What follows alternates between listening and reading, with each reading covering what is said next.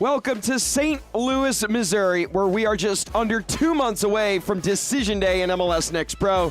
And tonight, it's a couple of Western Conference sides that are in need of results in order to keep their playoff dreams alive. It's St. Louis CITY2 and Whitecaps FC2 who await us for their first and only meeting of the year. I'm Josh Lill. Happy to have you with us from a beautiful Sunday evening from Energizer Park. For St. Louis CITY2, they've lost 5 straight matches, and not only did it overshadow their success at the start of the year, but it put their playoff hopes in jeopardy. And for Whitecaps, they've looked better since the start of June, and they look to catch up to Monarchs in North Texas in the league table. And starting with the hosts, it's Colin Welsh in net for head coach David Critchley, Zach Lillington, Andrew DeGans, and Chris Pearson Constance on this back three line for St. Louis. And of course, Zach Zange, he's been a force since joining on loan from Columbus Crew. He should add some variety in the midfield with the passing prowess of the likes of Riley Lynch. Over to the visitors, it is a short bench that only consists of 3 field players who can sub into the game. Of course, Sam Rogers protects the cage tonight for Rich Fagan and Whitecaps FC2. Micah Garnett gives this team width on the left side, and with that falls a lot on Cristiano Bruletti to allow the wingbacks to progress forward. Carson Razik has a team-high 5 helpers on the year. And of course, Daniel Iticheria, the striker tonight, has shown more aggressiveness and technical skill this season.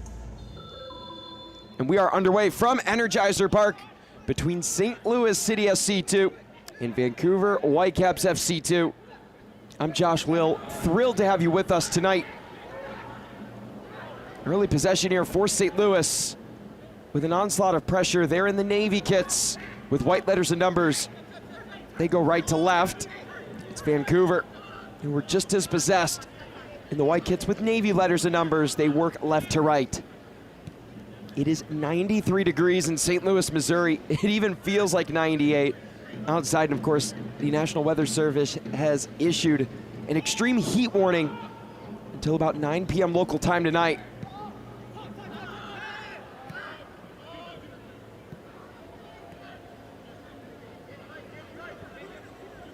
And of course, with the hot weather, we will have hydration breaks, 1 in each half.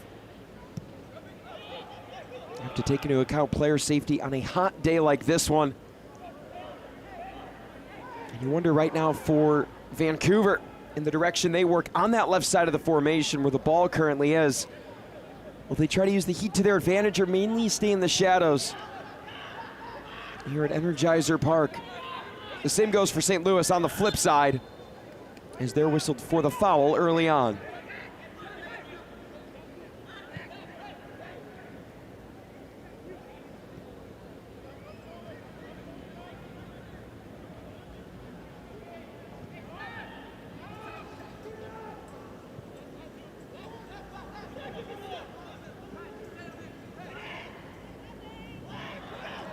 Dispossessed. Zange rifles that one, but it's popped up and floats into the chest of Rogers. And we just got word there's a good chance we'll have 2 hydration breaks in this half alone due to the heat here in St. Louis, Missouri. It's no joke.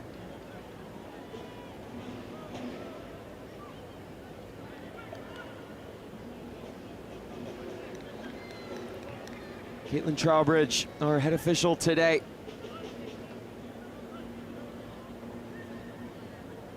Right in the sun there. Whitecaps win it. Able to deflect it out and draw the throw in.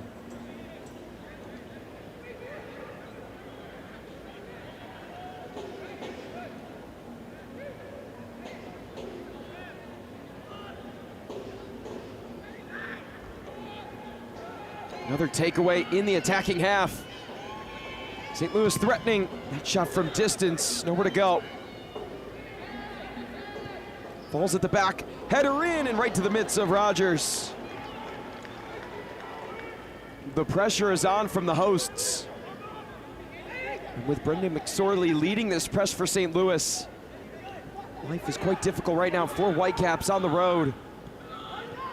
Who immediately find themselves pressured in their own half. Really their own third. There's another takeaway. It's Riley Lynch. 7 assists on the year over to Zange. And what a fun combination that'll be on the left side. It's Lynch on the byline. Looks to cross. And it's steered aside. First corner kick of the day goes to St. Louis.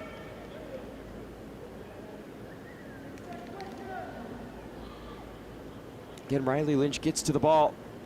And that header placed perfectly in the central area of the box. Brendan McSorley able to find the pockets within this Whitecaps FC2 defense. Just unable to put it through.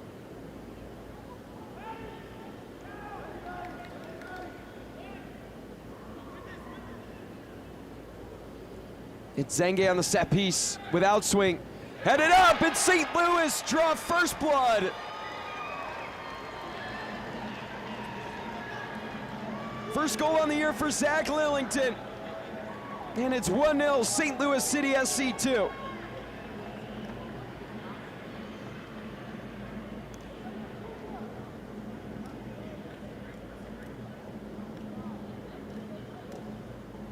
You knew the moment was right around the corner for a team that had won the ball in the attacking third on countless occasions within the first 5 minutes.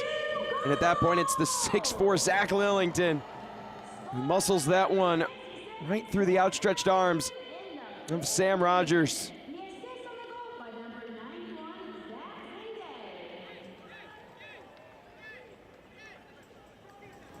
Zenge on service, credited with the assist. That's his second since coming on loan from Columbus. St. Louis not satisfied. Another dispossession.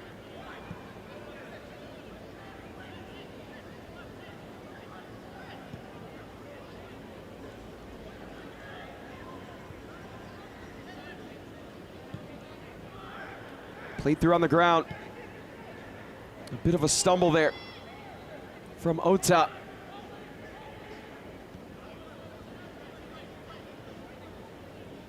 Ball control on the back line for the first time for St. Louis, as it has fell often with their forward players tonight.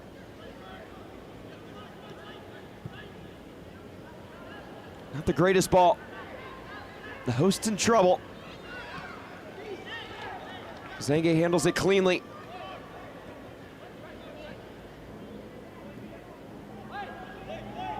Oh, that's not a good sign. Now Brendan McSorley comes up hobbled. It's Ota who takes it away, and a diving stop by Rogers keeps it a one-score game.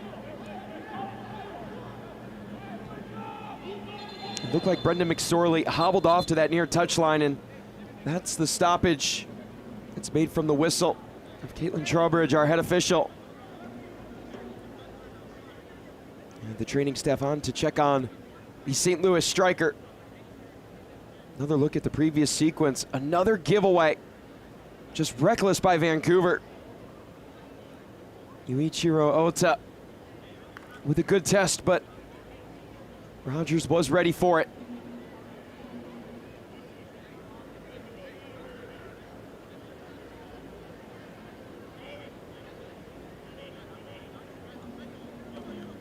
Play will reset on a drop ball. It's the visitors who look to avenge their 4-0 loss to Austin FC last match week. They conceded 3 goals in the first half, and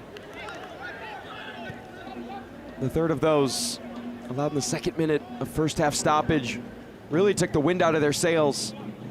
And Rich Fagan did give credit to Austin. They converted at that point.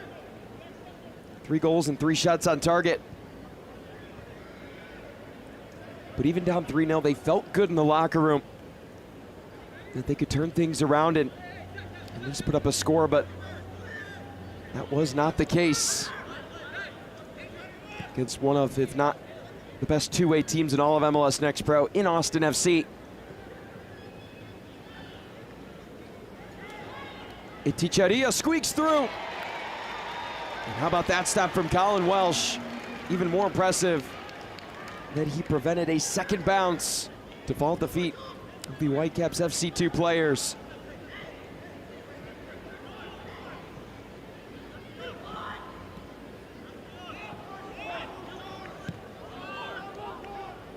Substitution ready for St. Louis, as you could see McSorley limping off the pitch and taken to the bench. Samuel Goldstein will fill in for the St. Louis first-team player. Tough go early on for McSorley. It appeared in 12 matches in the MLS this year, but it missed the last 3.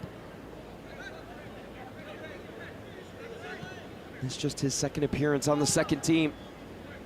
Last one came in March against LAFC2, where he scored a goal in his start against the West Coast club, as that ball sails out past the byline.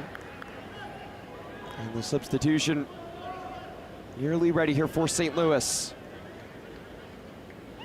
Another chance here. Danny Ichitaria, excuse me, onto his left, and it forced Welsh to go across his body to make that stop. One of the more difficult saves you can make as a keeper.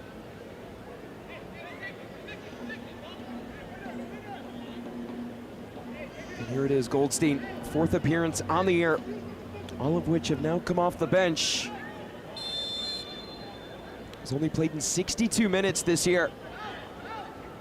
We'll certainly see more than that when he comes into the match, if he goes the distance or even close to it. And David Critchley motioned for a foul. He gets it. And it's Goldstein who makes his official entrance to the match.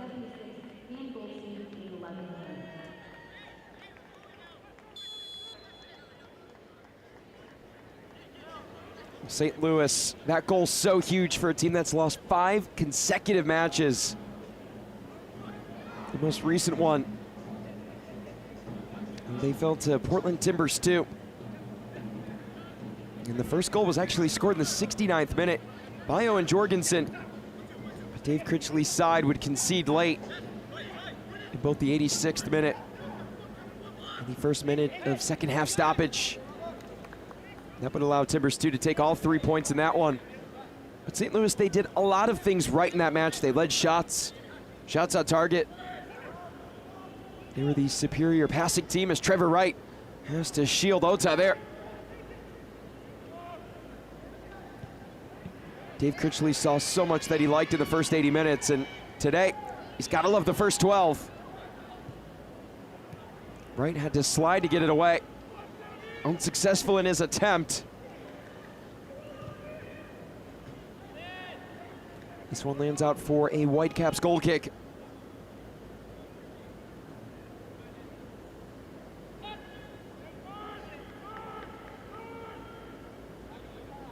Vancouver recorded just 1 shot on target in that loss to Austin. Only accumulated 2 corner kicks. Things were slim offensively.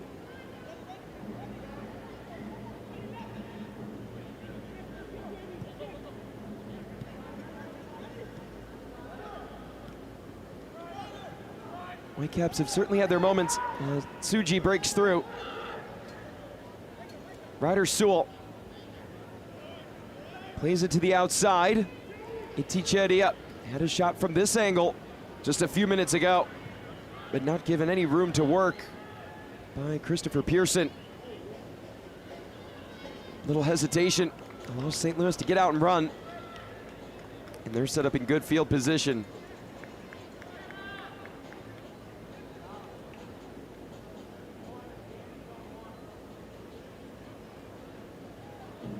Dave Critchley has continued to be impressed by his team's ability to find ways to create during matches, and the consistency that comes with it. Now it's about closing out matches. They've seen their fair share of shutouts as well as 1-score affairs. But this is new territory for Dave Critchley. He's never lost 5 matches in a row as a head coach at any point in his career. Mentioned it's a little weird, but him and his team, they started picking up the intensity more in training sessions. As Ota goes down, and it is a dangerous free kick chance here for St. Louis. They're one of the top free kick accumulating teams in all of MLS Next Pro. The question is, can they convert?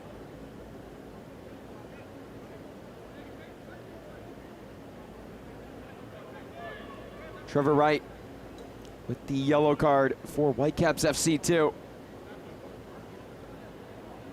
Tripped up Ota. He felt like it was minimal contact. The card a little late out of the pocket of the head official, but nonetheless it does its job, right? The first in the books tonight.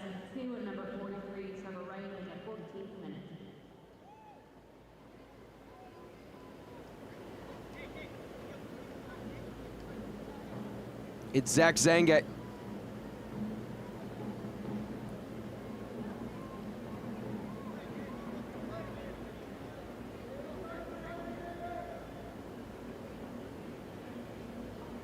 Everything to the liking of the head official.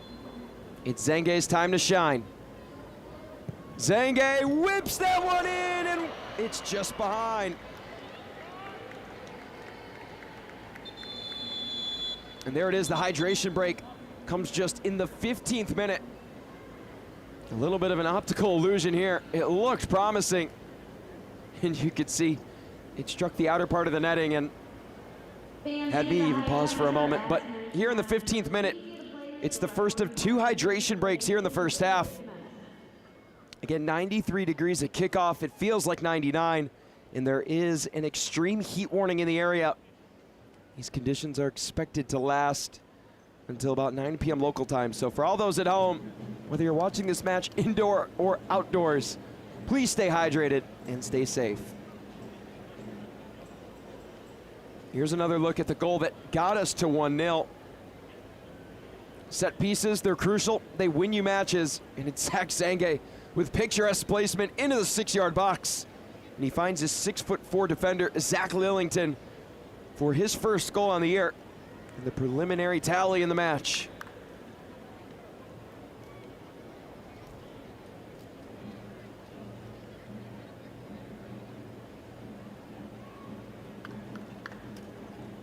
Already 4 shots on goal on 6 total attempts for St. Louis. For Whitecaps, the chance by Danny Iticheria is the lone shot that Vancouver has recorded so far in this game. Chances are few and far between, and it's due to this intense press that St. Louis has put on to the Vancouver back line. Everyone hydrated, and we're just about ready to go.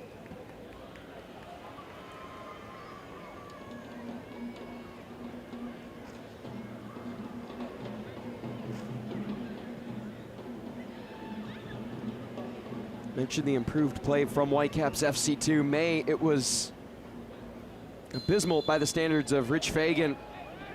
5 games resulted in 5 regulation losses. But in June, things were turned around a bit after an opening month loss to Timbers 2.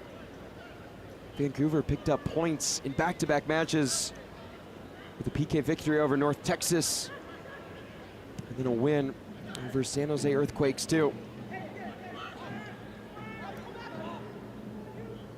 Showed the progress that the team has been making, developed a little consistency. Lynch threads through, onto the ground, and just over the outstretched legs of Yuichiro Ota. St. Louis again wide, but dangerous in their attempts. And 2 players had a fair chance at that ball. And Sidney Paris lurking in the back post. Ended up with the touch.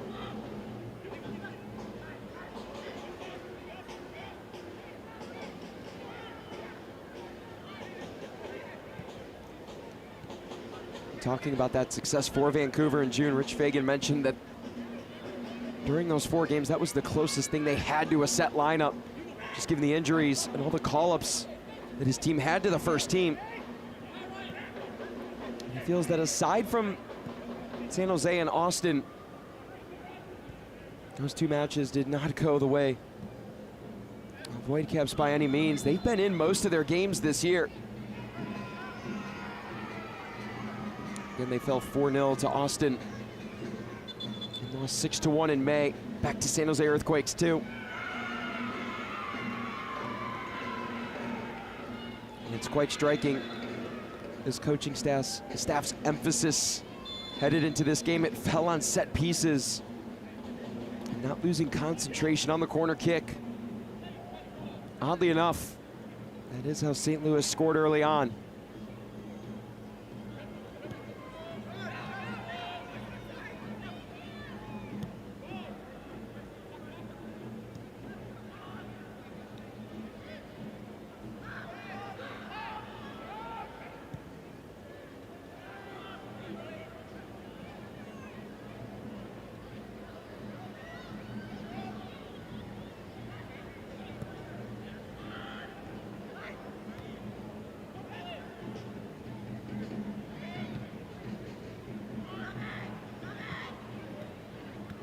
Volleyed up by Lynch. As the give and go with Zange. Unleashed down the near side. Lynch muscles through the contact. It's Lynch on the ground. And eventually cleared away.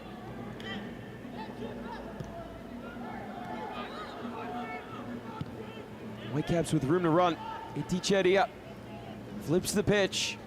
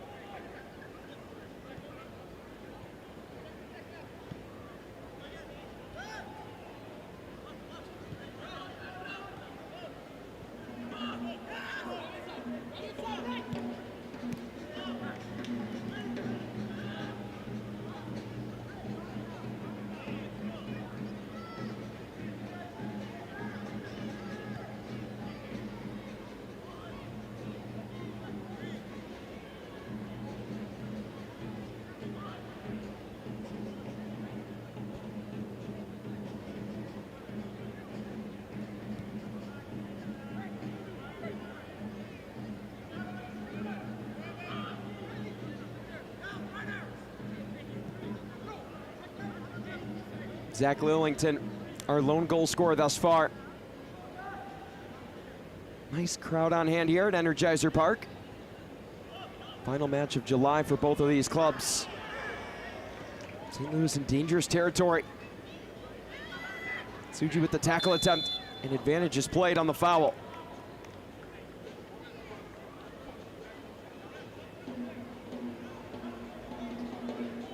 I mentioned Vancouver, they've been in plenty of one-score matches.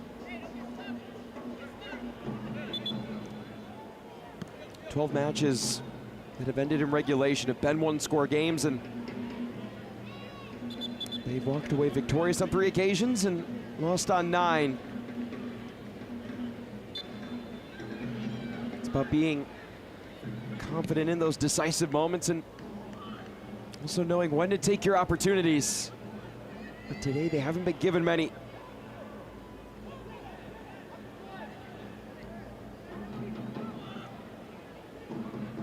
McDonald with it. He was praised by his head coach the days leading up to this match. Patrick McDonald, who's only 23 years of age, currently has it. Talked to his team about the importance of not getting too high or too low in games where they're leading or trailing. And the coaching staff really took notice of it. They felt it was impressive for his age. In the middle of a team meeting that involves staff and players, to stand up, acknowledge what the team has gone through and offer support to his guys in terms of that mindset going forward. You don't usually see that from a 23-year-old. As CITY2 has no room to go.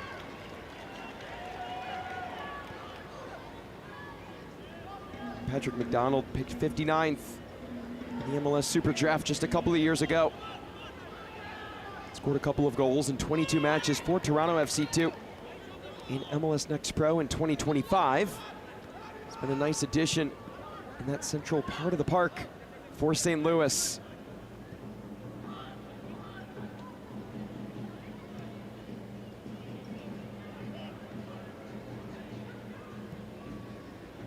Ball in and over the head of CITY2.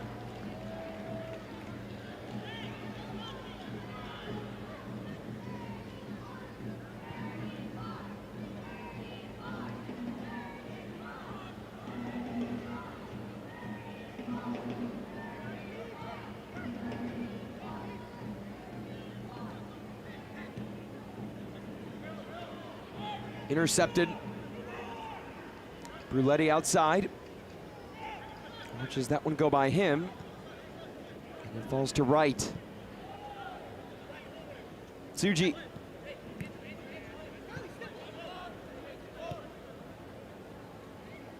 Right.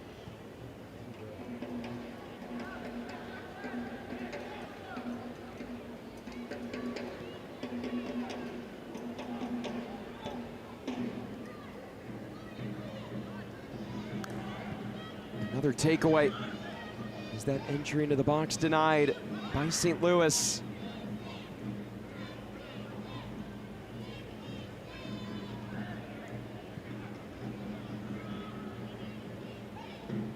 Lillington, the goal scorer.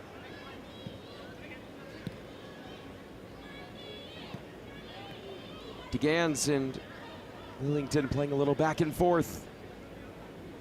Content with wasting precious time off the clock.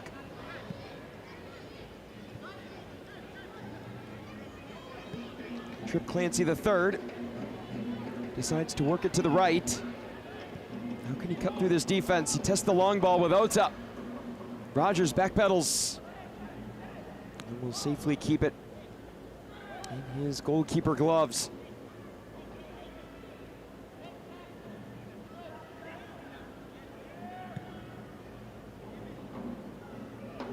Daring ball, and it's given away by Rogers.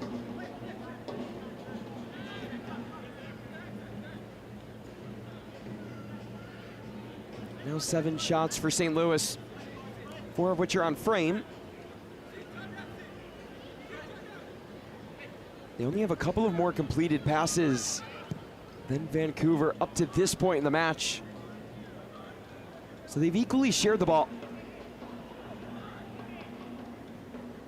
But of course, the execution on a different level for the hosts, given the effectiveness that they have had within possession. Much of it has to do with all the short field scenarios that they've created for themselves.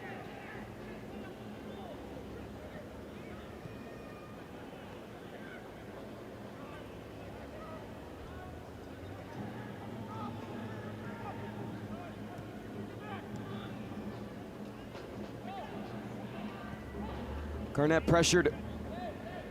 Safely plays it to Rogers. Emmanuel Mate. Ryder Sewell. Slow, methodic build here for Whitecaps FC2. Ball entered into the final third. Good one-on-one battle in the corner.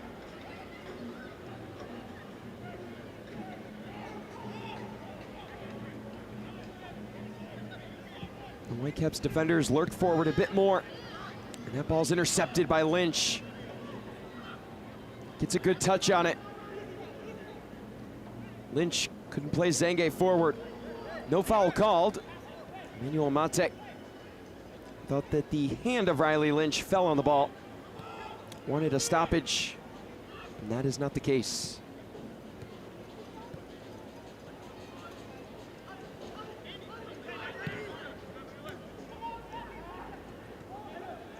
Flick forward by Zange. Allows Whitecaps to attempt to build in their attacking half.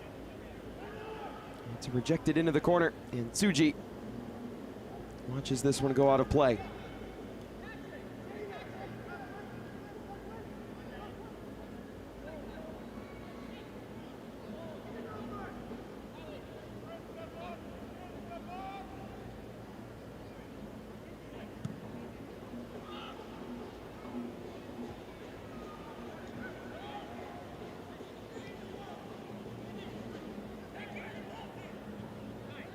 Zange drifting around, ups to McDonald.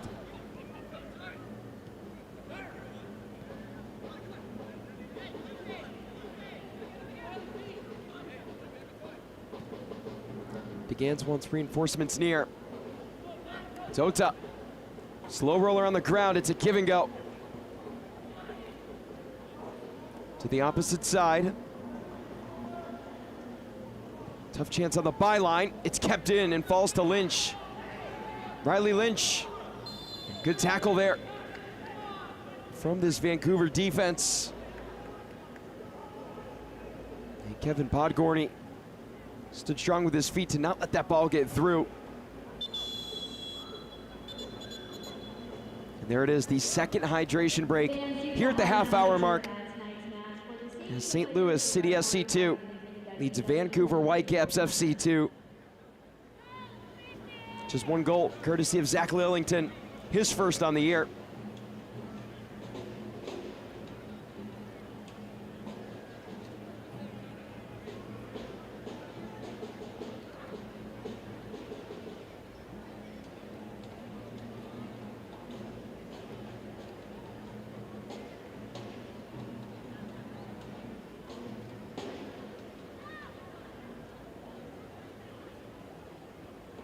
A look at how we got to this one goal lead. It's Lillington, who stands 6'4", just skies himself over this defense. Carson Razik unable to match his attacker's height in the air. And this one has been all St. Louis. 7 shots, 4 of them on target. Just one attempt by the visiting Vancouver Whitecaps FC2.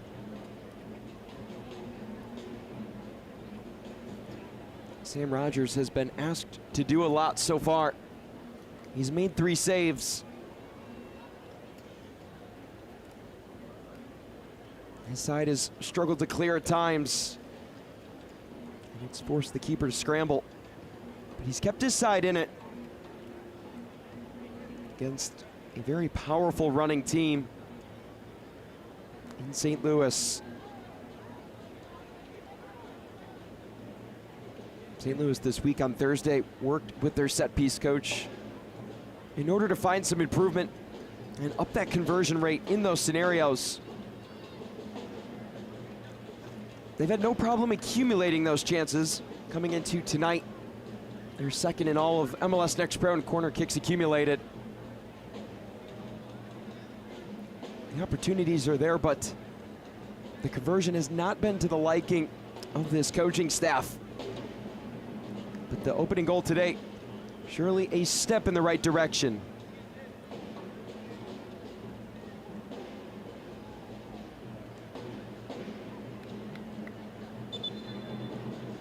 St. Louis looks to end their 5-match losing skid today.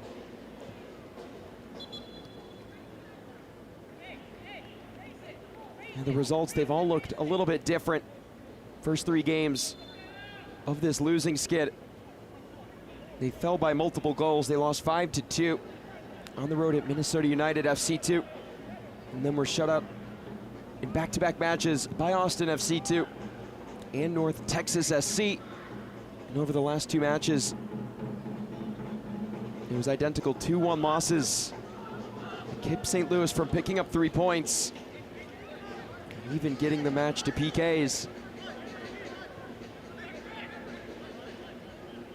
This right here, a chance to right a lot of the wrong that's happened over the last several weeks. Continue to climb the table in the Western Conference. Again, they started so hot on the year. 8 matches unbeaten to begin 2026. 6 regulation victories and 2 PK wins in 2 tries for Dave Critchley's side. Had them looking quite impressive for 2026, but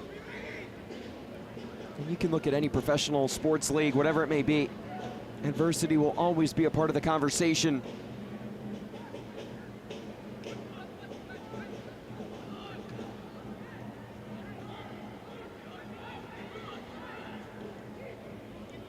Tension moments have been key for St. Louis.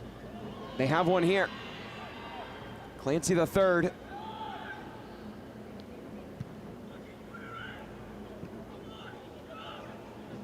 Cleared to the back line. Lillington.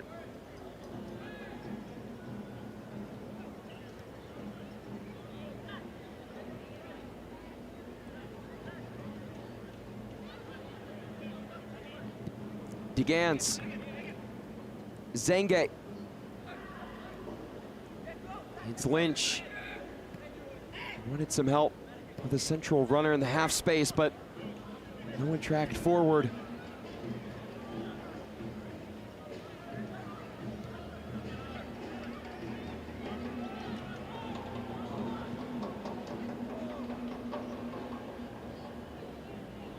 Tiptoed and kept in. Actually not the case. Just whistled the other way. Just over 10 minutes to go until first half stoppage is announced. Whitecaps need an answer badly. If and when will it come? And that giveaway certainly won't help. Miscommunication there between Kevin Podgorny and Emmanuel Mate.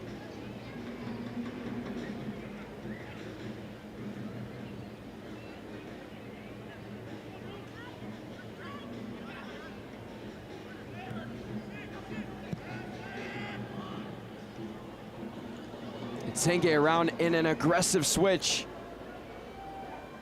Will it pay off? He makes his run forward. They find him. Oh, it's off the woodwork. The rebound chance blocked away. It took a touch. And it's a corner kick for St. Louis. Emmanuel Mate had to pay the price to keep that one out of the net. It all starts with Zach Zenge playing it forward. And that feeds centrally. Served on a silver platter. Zenge couldn't convert on the first chance. And it was Emmanuel Mate who put his body on the line to make it, or keep it, a one-score affair.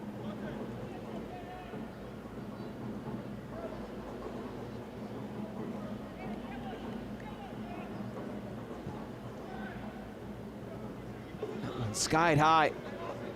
Not as threatening as the corner kick that led to the goal. And DeGans. Clancy the third, rejected. Podgorny.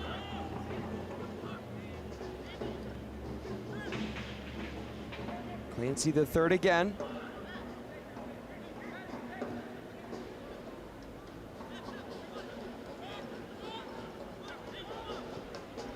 And DeGans wanted the run on the near side.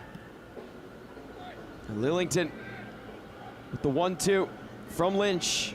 Lillington puts the defender on ice. Lillington's cross to the backside.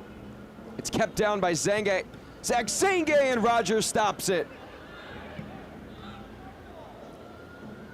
Tsuji pops that one high, and it falls near Rich Fagan, the Whitecaps FC2 bench.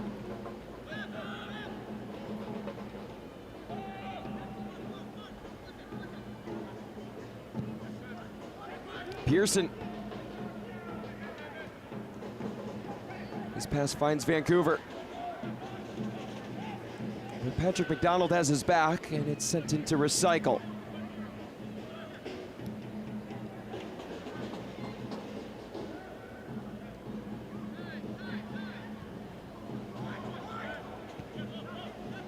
High bouncer.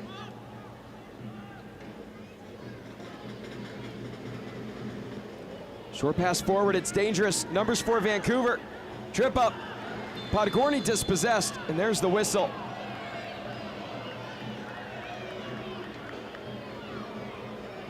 The head official pointing in the direction of the spot. We'll see if that's the ruling. It looked like the foul occurred at the edge of the area, but it is a penalty for Vancouver.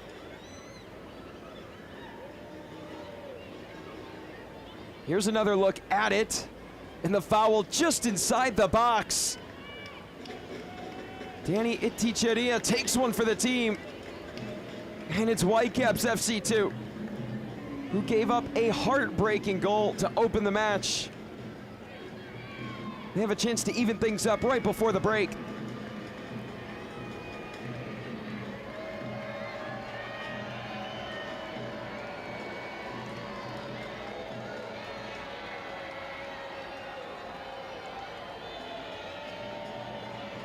CITY2.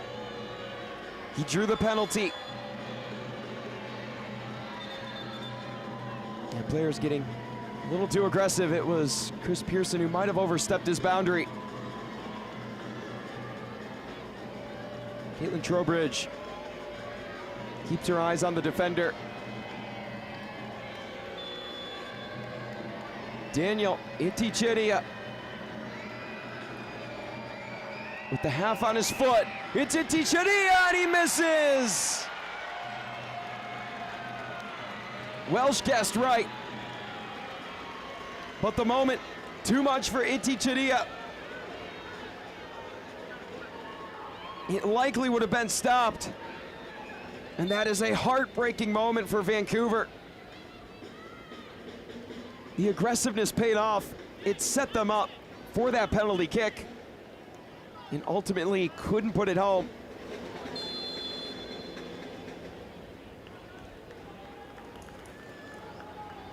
It's a team that accumulates some of the most penalty kicks in all of the league. It's now their 5th attempt on the year. Now 3 makes on those 5 attempts.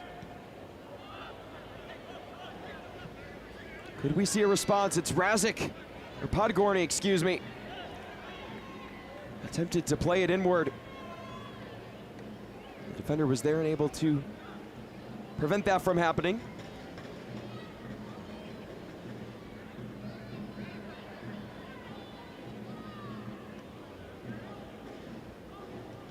What resiliency from Vancouver to continue forward.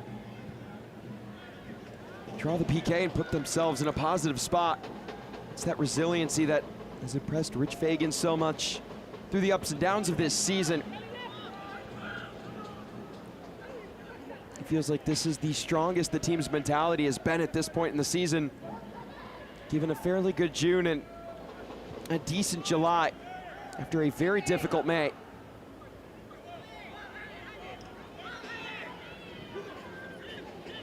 Tsuji hounded on the ball, forced to reset with Mate.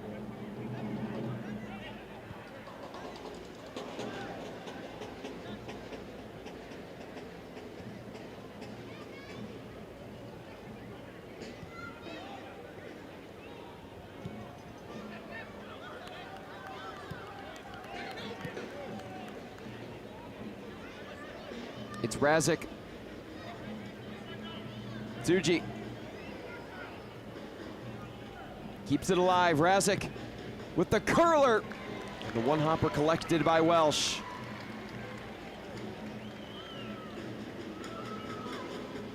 And Carson Razik is a premier playmaker on this Vancouver team. His ambition has driven him to do so much for the club, and Rich Fagan and company have loved what they've seen from their leader in Razik.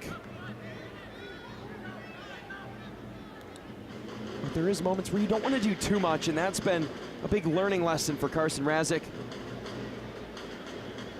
And that ambition, it's not in a bad manner. He just simply wants to see his team continue to do better, put up better numbers, and pick up results in bunches. Oftentimes has felt like the weight has fallen on his shoulders mostly. And of course, not the case. There's a whole roster of players and a staff willing to help you out in those moments. But the big improvement Carson Razik has made is his defensive play on the year. He's been way more impactful up front for Vancouver. Haven't seen it too much today, and that's in part due to St. Louis's ability to take the ball off the feet of the back line of Whitecaps. So those front defenders for Vancouver haven't really been tested too much today.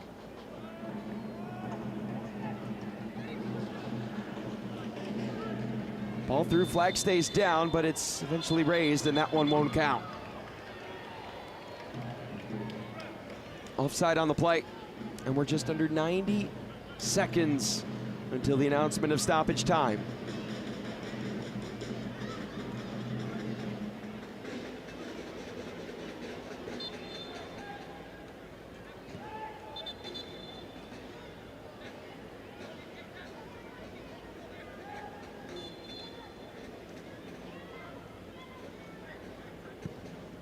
get those 2 hydration breaks, you expect added time to sit anywhere from 4 to 6 minutes. Given the goal celebration as well, we'll see what the 4th official indicates.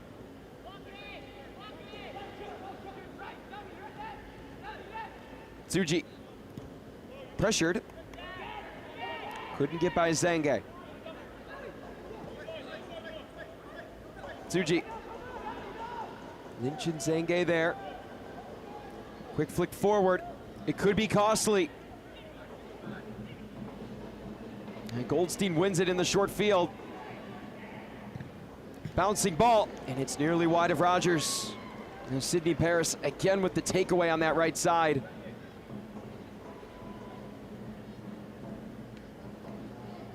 Seven minutes of added time indicated by the 4th official. There's plenty of time for either side to tally one here in the remaining moments of the first half. It is another corner kick.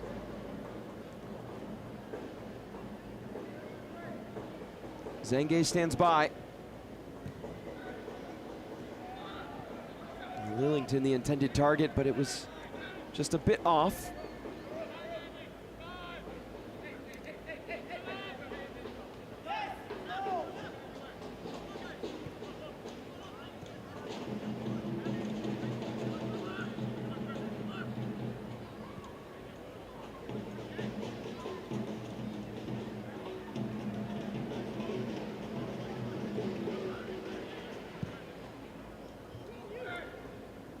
Pearson goes the distance, and Ota couldn't keep it within the confines of the byline.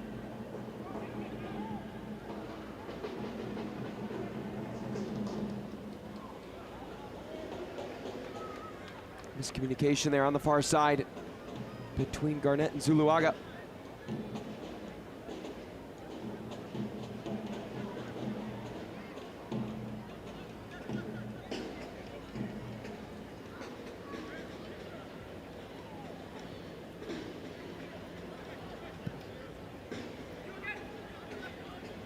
Ota.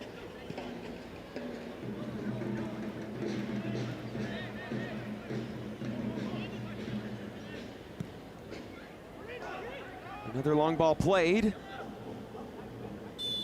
And the flag raised for offside. Lynch caught lurking behind the Vancouver back line. Earlier on beside the goal, other news for St. Louis, Brendan McSorley exited after what appeared to be a non-contact injury. He was eventually replaced by Sam Goldstein. McSorley, who had been out the last 3 matches for St. Louis in the MLS, came on for the 2nd time here at St. Louis CITY2. This one played through to Itticheria, gets to the ball, but it's deflected away. Welsh off his line, Podgorny off his right, and it's barely missed.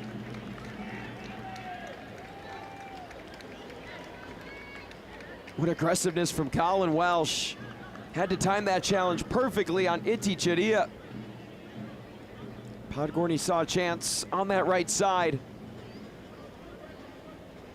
Attempted to find the near side post and could not connect.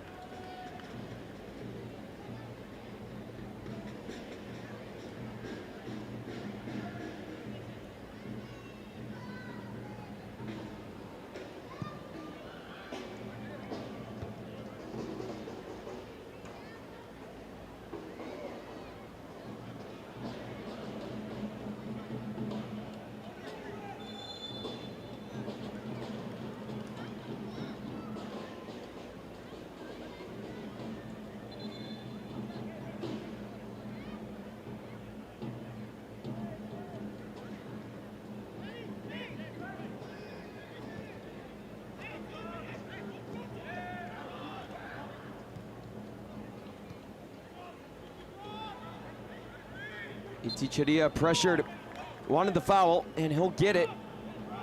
Might have had his jersey tugged right in the center circle. Sewell restarts play. Garnett.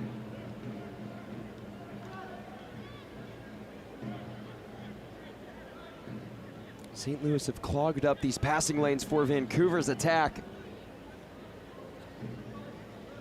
Seems every time they have the right idea with the entry, a good run is made. And St. Louis, just with the extra effort, get a leg in the way and break up play.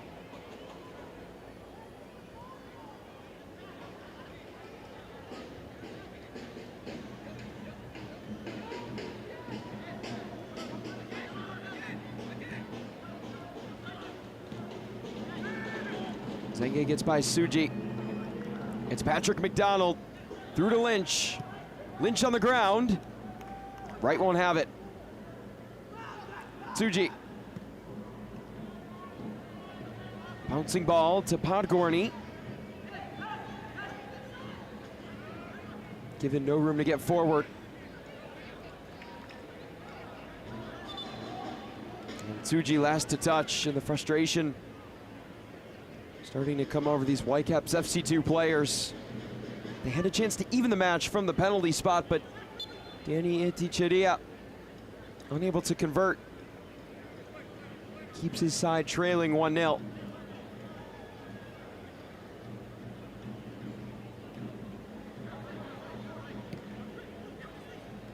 Zenge. Poked away by Sewell. He was last to touch. Thought Zenge might have gotten an extra foot to it. That official wants Zenge to get back in his own half for this throw-in. Not get too greedy with the field positioning.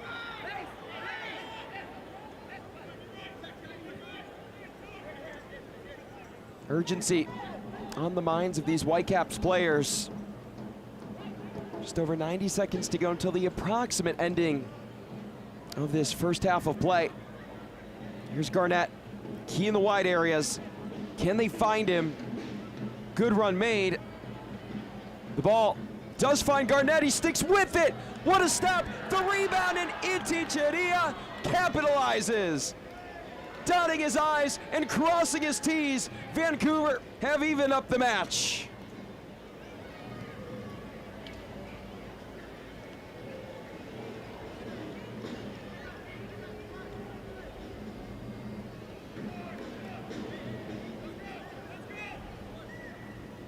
A moment of redemption, a moment that Vancouver needed, and a moment that has changed the complexion of this match. We alluded to it in our pregame, Micah Garnett's ability to get forward and make this team very wide offensively. His aggressiveness pays off, and that's the striker in Daniel Iticheria that knows when to pounce on the ball. Take advantage of those second chances. And that is simply a crucial moment for Rich Fagan's side as he turns to his coaching staff in preparation for a halftime speech.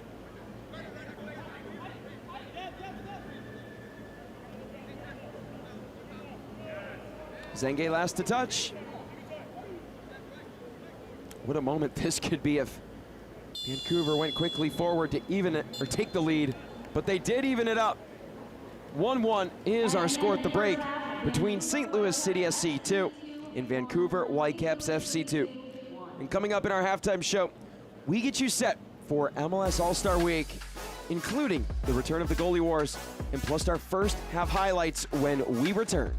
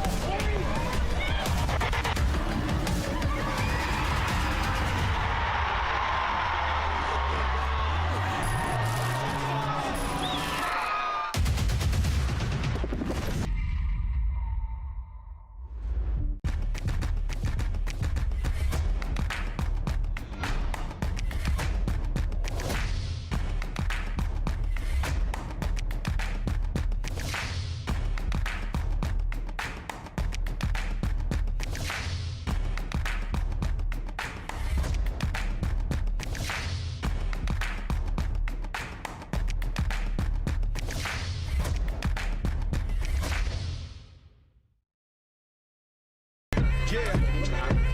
Boys hear sentiment, flow tastes sweet like cinnamon. Open up doors, I'm a gentleman. View top floor, I'm still sticking ahead of them. Running on fumes and adrenaline. Do what I do best, can't rush in like a roulette. You can't name a better duet. Don't ask questions, trying to figure out what sound. Don't worry about what next, just wanna know what's next. Man, I say it so loud, don't worry about what next. Just know we got now, oh yes. Man, I say it oh so proud. Don't worry about what next, just know we got now.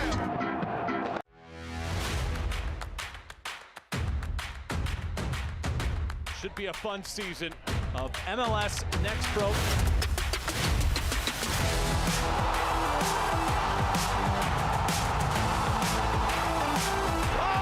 my! Pedrinho wins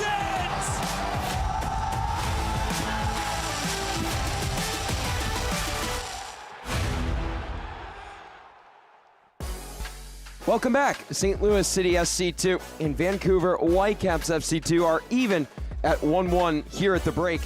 And next pro alum and New York Red Bull Jeremy Hall has been named to the MLS All-Star team next week at Charlotte. And let's take a look back at our visit with this rising star. Julian Hall, remember the name. It's that man again, Julian Hall. Goal, it goes in. Mehmeti, has he broken through here? Mehmeti across, Hall! Swinging ball towards the back post, it goes! Open goal for Red Bull New York, Julian Zakshevsky Hall! Born in Manhattan, New York, Julian Hall found the game the same way a lot of kids in this city do. I first kind of started playing soccer when I was around 4 years old. I would play a lot wherever I could, if it was a field near my apartment or wherever I could, basically. And I just remember, falling in love with the game and wanting to play as much as I can. There's a main place I would play. It's pretty popular in Manhattan. It's called Pier 40, and a lot of people go there. That's where I played with Manhattan Kickers. It's kind of where I really started to realize I really wanted to play soccer seriously and maybe make it professionally. That love for the game turned into an opportunity, a move into one of the top academies in the country. Julian came into our system at U14.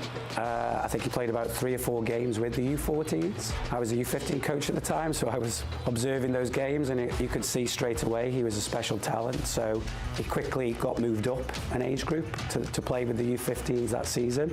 Made an instant impact with the older age groups. The level changed quickly, and so did the expectations.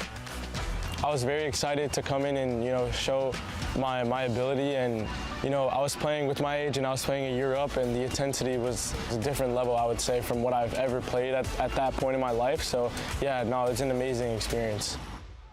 Chimueno scored off the bench against Seattle, and Julian Hall with the breakthrough!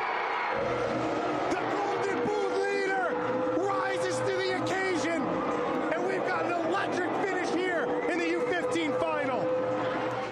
He's one of those players that can get you up off your feet. Like, he's direct, he can take players on, he can score goals from inside the box, outside the box in really different ways. And, it would always amaze you how he would find goals in the game. The next step brought a new set of challenges. That was the biggest jump for me, going from academy to professional football. The intensity, the physicality, the football, it was all quicker than anything I had experienced before. And, I just thought I did a good job of staying level-headed and not being discouraged about little things. Working to the midfield, now Gonzalez entering the box, across and a goal! Julian Hall puts the Red Bulls 2 on the board. I was lucky to be coached by Ibrahim Sakaya, and Bradley Wright Phillips was there a lot of the time as well. They did a good job of helping me progress and helping me not get discouraged and keep going every single day and working hard. The coaching staff really mended me very well. Like, he's always striving to try and get better at something within games and training. And then, why he adapts well, he's a natural goal scorer. For Julian, it was about staying level and keeping the work the same. Jules. When you go to a professional environment, if you're doing the most amount of work and you're clearly working harder than everyone else, it stands out to a lot of people, and that can be something that separates you from everyone else. If you're a hard worker, that can get you to a lot of places, and I think that's just something that established me when I first came into the first team.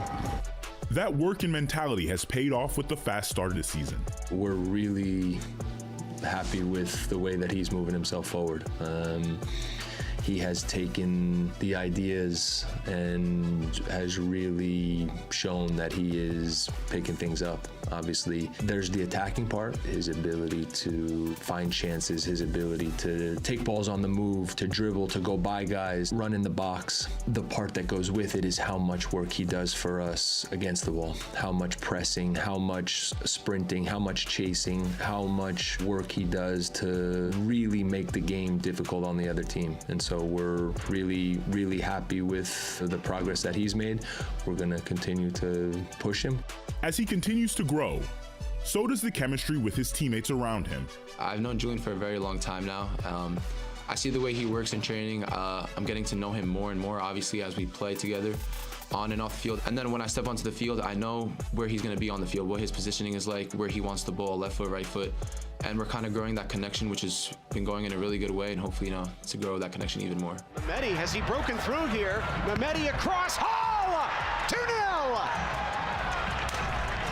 I think it's just the trust with the coaching staff. Coach Michael, he's done a great job with us during preseason and putting trust in me to start the first couple games. It's a lot of credit to him for putting his belief in me. Obviously, I have to go out there and perform to the best of my ability, and thankfully, I've got a couple goals so far, and the goal is to keep progressing throughout the season. Talent and work ethic have helped Julian's dreams come true faster than even he could have predicted. I've always dreamt of becoming a professional soccer player, but I never really expected it to happen so fast, to be honest. Earlier that year, I was still just playing academy, and I was progressing well, but I never thought it would lead to signing a contract later that year. So it's kind of a lesson there just to be ready for anything, and anything can happen very, very quickly. You really just have to put your all into whatever you're doing, and things can happen. I think a big thing is just self-belief, because when I was playing in MLS Next, I was signing a contract later that season. I had no idea. I did not have a plan on signing that year. That was not in my plan at all. I think things like that can come from just you doing as much as you can, and things will just happen by itself, as long as you're working hard and giving 100% every single day, good things will happen. And thankfully things came to me that year, and you got to be grateful, and you got to use it as much as you can to your abilities.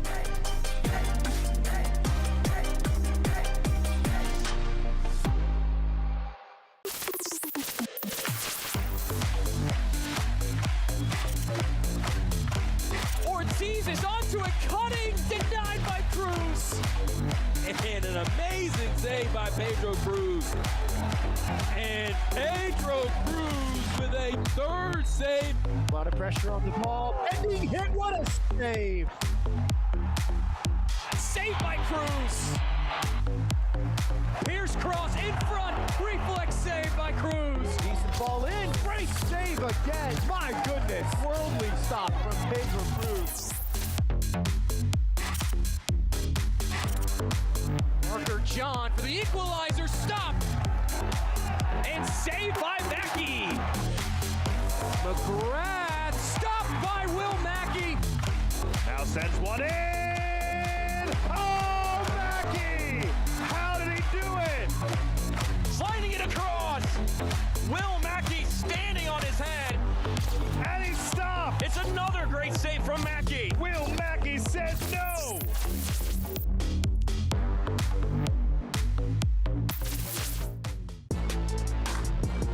Huntsville's Will Mackey and Houston's Pedro Cruz will be there. Will you? Goalie Wars, presented by Old Spice, returns as part of the All-Star Skills Challenge, presented by AT&T on July 28th. You won't want to miss it. These two keepers have taken MLS Next Pro by storm, and we must mention that multiple MLS Next Pro alums will be on hand to take the field in the 2026 MLS All-Star Game. presented by Chime on July 29th from Charlotte.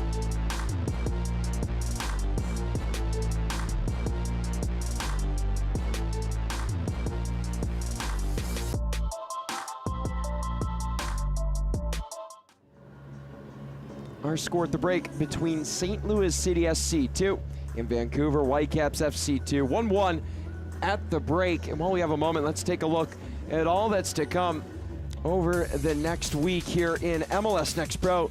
Starting off with Atlanta, they'll take on Carolina Core. Atlanta continues its trend upward in the table, 6th in the Eastern Conference. Inter Miami just picked up their first win of the season. They take on Chattanooga. Toronto hosts Columbus, and Houston travels to Sporting KC. Minnesota United FC2 welcomes Portland Timbers 2 to town. That is a 3-seed versus 6-seed matchup. Ventura welcomes at North Texas, and LAFC2 hosts Colorado Rapids 2, who only have 2 wins on the season. They look for their 3rd. And while we have a moment, let's take a look at how we got to where we are in this match. 1-1 our score at the break, but there's been so much action to unpack. It's been Riley Lynch who floated this one in early. It was a good attempt from Brendan McSorley, who would exit the match just minutes later. And there it is, first goal of the match to Zach Lillington. His first on the year would make it 1-0 for St. Louis. And of course, his side, they were so good at winning the ball back in the attacking third. Ota with the chance.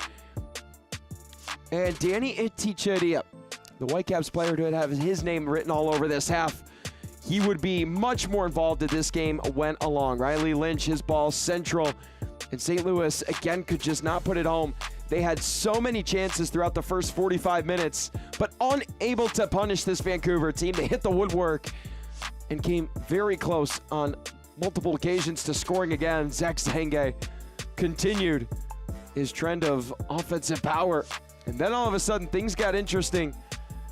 Whitecaps eventually took the lead. Iticheria stuck with this ball off the deflection, and that would be 1-1.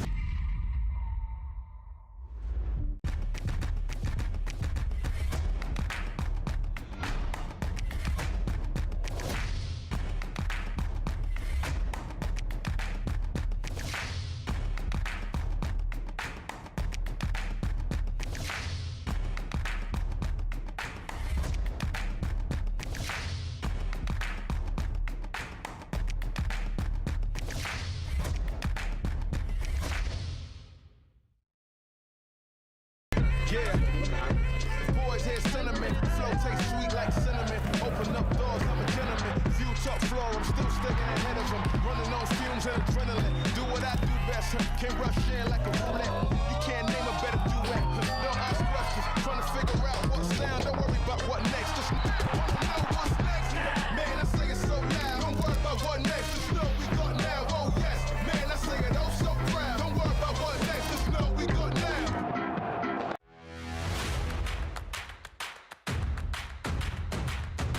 Should be a fun season of MLS Next Pro.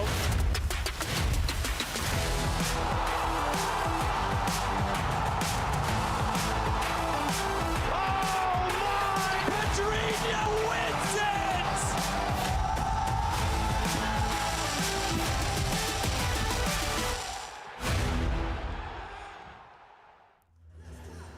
We are just moments away from kickoff here in the second half between St. Louis City 2 and Vancouver Whitecaps FC2. The visitors with a late goal in first half stoppage to make it a 1-1 affair headed into the second half. St. Louis in the dark hits. They now go left to right. Vancouver right to left. Our head official today, Caitlin Trowbridge, checks her watch and ready to sound the whistle. No substitutions for either side. Caitlin Trowbridge does her final count to make sure there's 22 players on the pitch.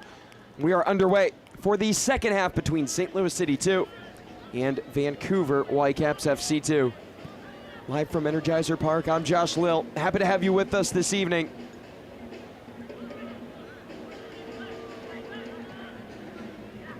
If you tuned in for the first half, we had 2 water breaks.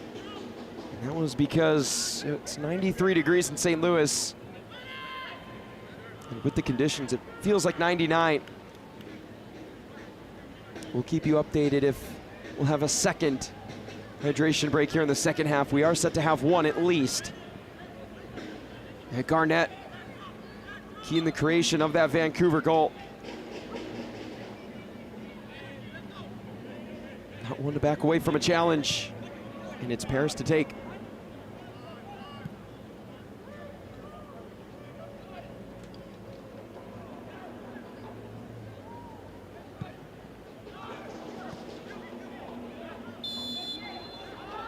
Foul against Wright. Has to be careful. Only player in the books thus far.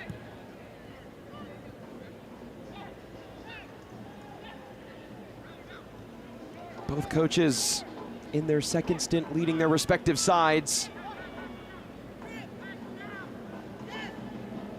David Critchley for St. Louis and Rich Fagan for Vancouver. Zuluaga, spinning ball inward. It's taken back and Razik wasn't ready for it. Appeared to have thought his side had lost it.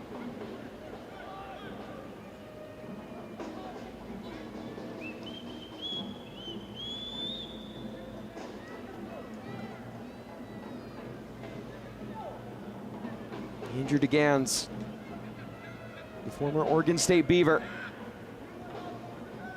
still with it. An all-region and all-conference player at OSU. He's been a consistent member of this back line with Zach Lillington and Chris Pearson. Goldstein, the lone first-half substitution. He came in for the injured Brendan McSorley. Patrick McDonald drifts around.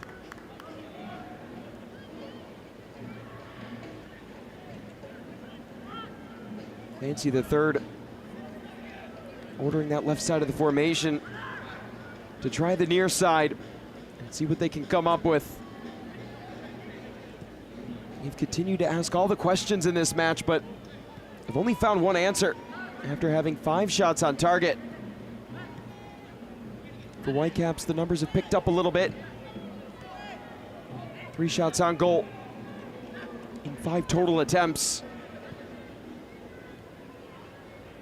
The passing numbers are very similar and nearly identical. But Sam Rogers has shown up and shown out for the visiting club. Could be tested here. It's played into McDonald. Patrick McDonald denied by Rogers. Oh, that's a beauty.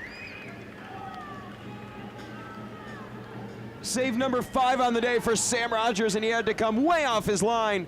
He had to make himself big, get to the ground, and that extra leg extension keeps it even at 1 apiece. That one took a high bounce. Ticheria with the initial creation. Zuluaga on the press. And Carson Razik nearly forced that one away. Vancouver are alive and well. A trip and a free kick now for Vancouver.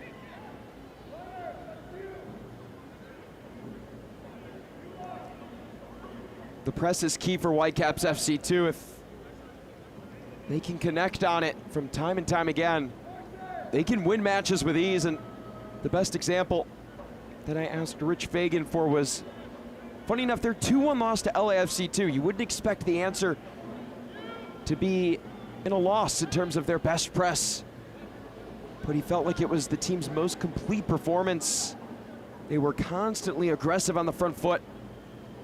In every mannerism, both theirs and the opponent, they felt like they controlled. Goes to show, even in the losses, you can learn great lessons. This ball in, headed on, it was dangerous in the moment. Razik, it's kept alive, chance from distance. That one's sent awry.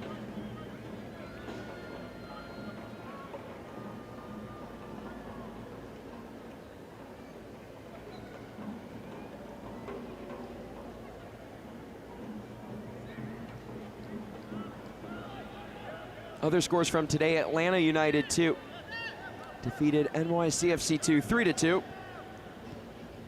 Timbers 2 shut out Real Monarchs 1-0. Right now, Orlando City B and Huntsville are scoreless just beyond halftime.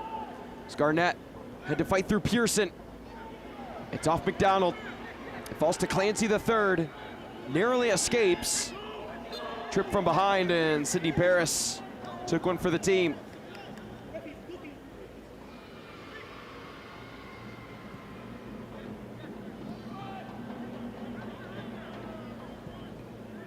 As a head coach in soccer, you can always learn something from different leagues and competitions. And of course, Dave Critchley and his staff watched the World Cup with high intent. But a team they had zoned in on was Spain.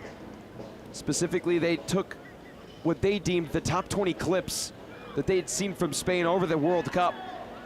And the one thing they noticed is how good they are at playing over opponents. It's a St. Louis team in front of you today that's very good at playing through and around teams. But the over aspect, it hasn't been quite there. Zengue has that one denied by Mate. The big learning lesson that Critchley and his staff took from Spain is the reigning World Cup champions' ability to get runners in behind the ball, pull the defenders apart, and take advantage of space. That's exactly what he wants to see his side do and continue to do throughout 2026. And right now, it's not such a friendly greeting around Caitlin Trowbridge. She's met by 3 Whitecaps FC2 players.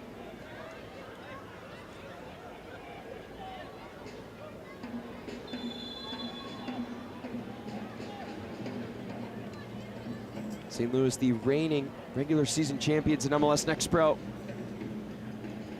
looking to end their 5-match losing skid today. Meanwhile, Whitecaps FC2, they have a lot of work to do if they want to get back in the playoff conversation. Right now sitting 12th, 9 points behind North Texas and Real Monarchs. They'll need results in bunches, but today could be the start of something special.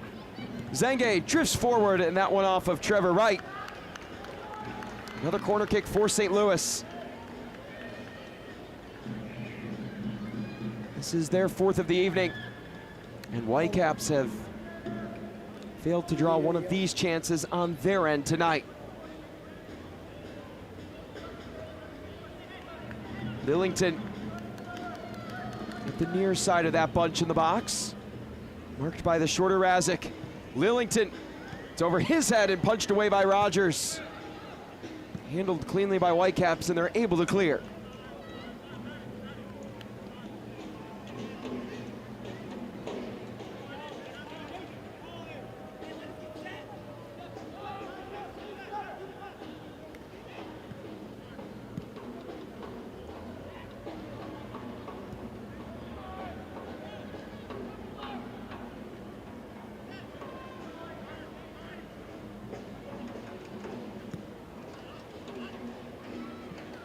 Paris has the underlapping run behind him of Goldstein. Paris works centrally, and he's tripped up by Cristiano Bruletti.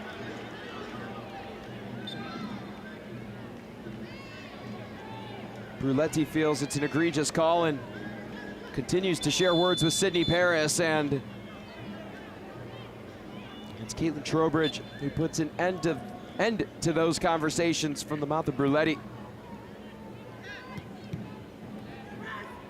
Intercepted by Zuluaga, immediately pressured, shoved off the ball, and what a tackle that is from Lillington.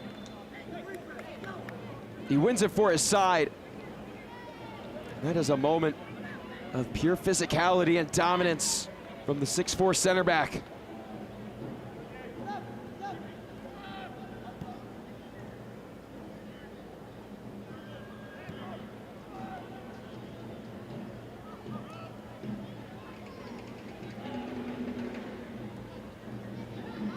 Zenge into the area, opts it off, that ball deflected and just wide. Now Riley Lynch works in conjunction with Zach Zenge, who was last touched by a Vancouver defender. Once again, another set piece from the corner flag. Numbers into the area. And the head official cleaning up all the extracurricular contact. This sits right in front of Sam Rogers. It's Zenge off the head of Iticheria. Chance at transition. This is where Whitecaps are at their best. What a tackle from behind! Ota with it. It falls to Zenge.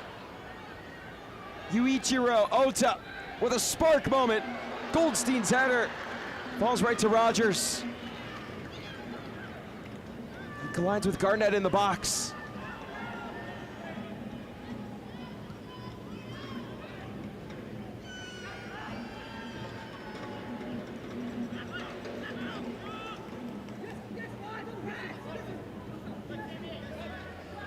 That one stays in. It's McDonald. Has Clancy the third in the central area. Ops to Zenge. That was just ahead of him. Tsuji in pursuit. It's loose. And Rogers able to smother it up.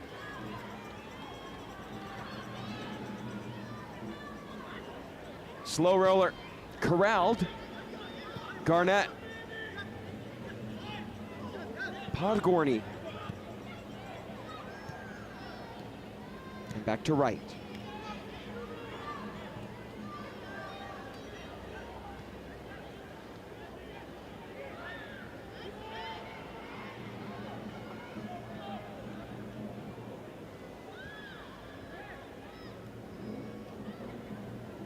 Tyson Pierce set to be the first substitution here in the second half for either side.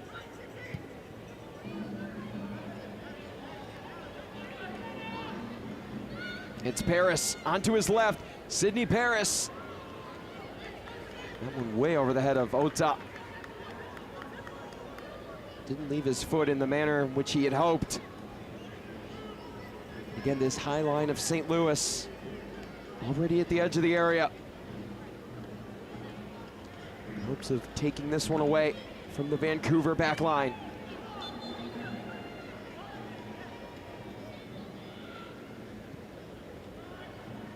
This Whitecaps coaching staff understood you have to create chances in volume if you want to take down a team like St. Louis.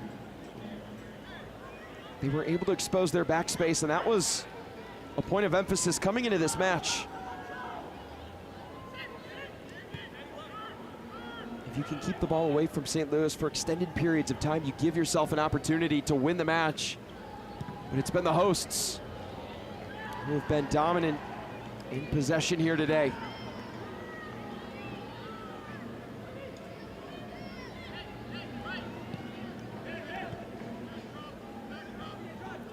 Zuluaga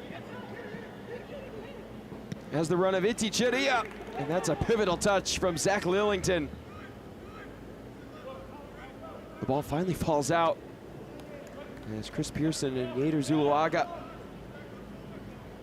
waited in tension. Sewell drifting onto his right. Leaves it off for Razik. Sewell.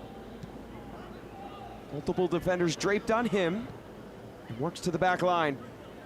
It's Tsuji. Bruletti.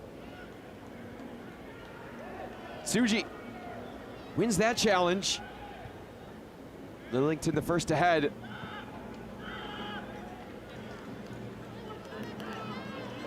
Not a word for Whitecaps.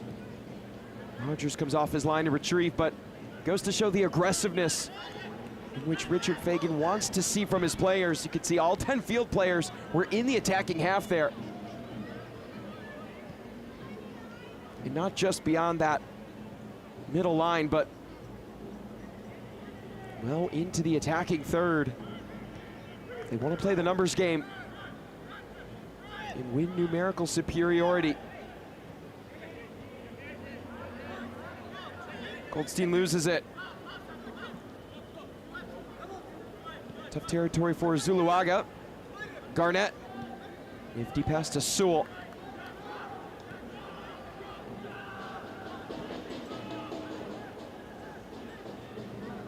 Pearson Pickering ready to come on for St. Louis. Saw Tyler Brown, one of the 3 field players available on the bench for Richard Fagan. Ready to see minutes. He's with the hour mark. 1-1 between St. Louis and Vancouver. It's Zenge, looks to make it 2-1. Frustrated, he felt like that was a golden opportunity to take a 2-1 lead. His next chance will have to wait. As the substitutions ready to take place. Tyson Pierce, a homegrown player in this St. Louis club. And the St. Charles, Missouri native, on for just the 4th time this year. For Vancouver, it's Tyler Brown in, the academy product. At just 16 years of age, we'll see pivotal minutes in the final half hour. And Knight Pickering, the former USL Championship man who came over from Las Vegas Lights this year. It's just the 3rd substitution for St. Louis tonight.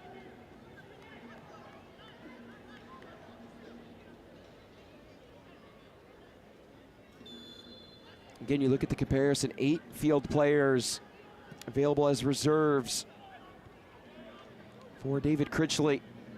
And quite the opposite for Richard Fagan as that one stopped. Sam Rogers lost sight of it for a moment, but ready for it as that one was wickedly curled in from outside the area. Now 8 saves for Rogers. If his side were able to jump in front and win this match, he certainly would be the hero today.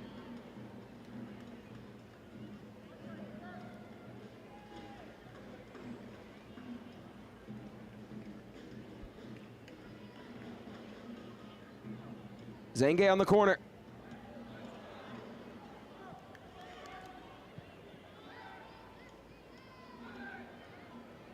Stays in the area, popped up by Tsuji.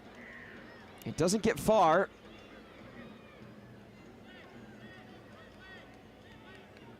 And Bruletti won't give Sidney Paris the ball at all and throws it at his feet. Those two have had some conversations throughout the match, as Bruletti was upset with a foul that he committed on Paris earlier on.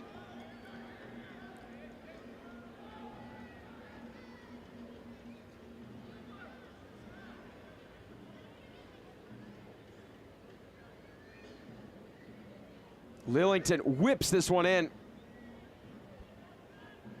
Falls favorably for Vancouver.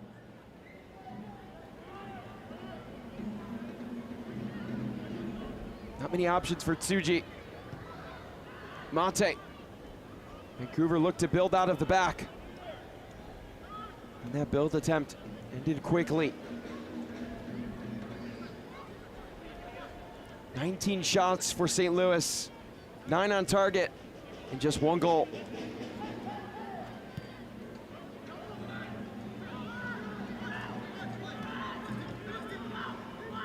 Quick give and go. Brown. Zuluaga drew the foul and lost it. And David Critchley couldn't disagree more.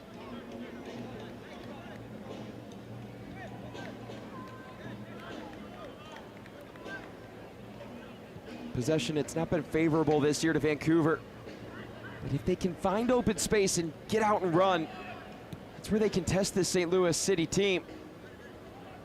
But those opportunities, they've been few and far between today. They've had a couple of good actions, give and goes on the flanks. And this is exactly what they need. looked promising in the moment.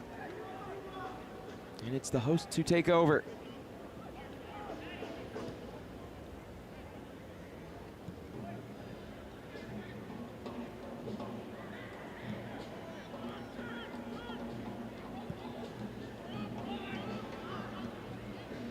Headed down, Ota.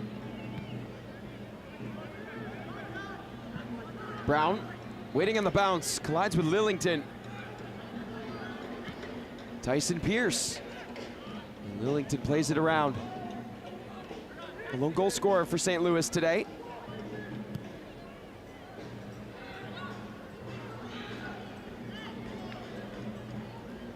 Wright watches this one go out for a goal kick.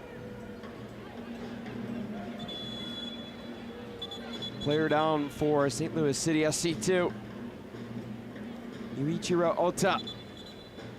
Slow to get up after chasing down that ball in the corner, and it comes at a good time. Hydration break on the pitch here in the 67th minute. Third one of the evening. Now, pardon me, this is not a hydration break. It's just a quick injury stoppage for Yuichiro Ota. Although this is a good chance for both teams to hydrate, you never want, obviously, an injury, but with 92 degrees, the backdrop for this match, it feels like 98, an extreme heat warning in the area. Both sides taking advantage of this opportunity to hydrate, maybe get some fresh legs on the pitch. Again, we had two in the first half in the 15th and 30th minutes, respectively. And you wonder how much the heat has played a factor into the game plan. We mentioned Vancouver's emphasis on the counterattack, the success they've had in transition. That's really hard to do on a 93-degree day that feels like 99.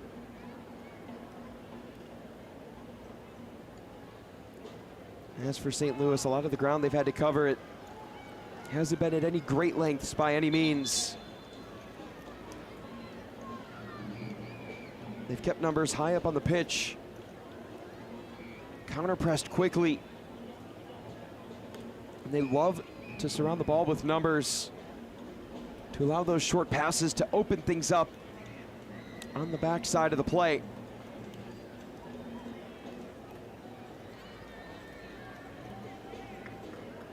Seemed like all was right for St. Louis inside the first 10 minutes when they led 1-0. We alluded to it, how important it would be for the Whitecaps I should say, to head into the locker room with at least an even score line. They found daylight courtesy of Micah Garnett and Danny Iticheria.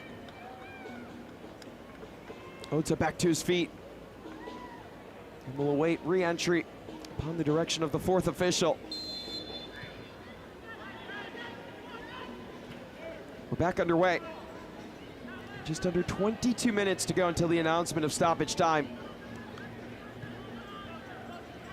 Zuluaga tries the long ball. Brown onside. And it's Welsh who takes a moment to scoop that ball up.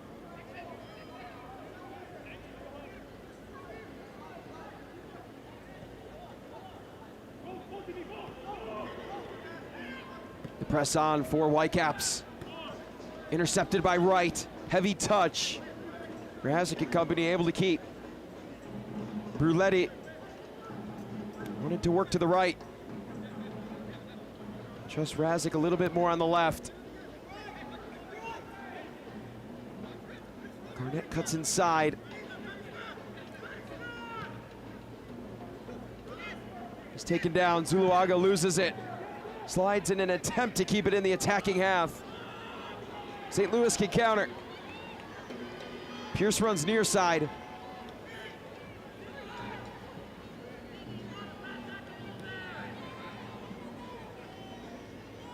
Tyson Pierce. Yuichiro Ota.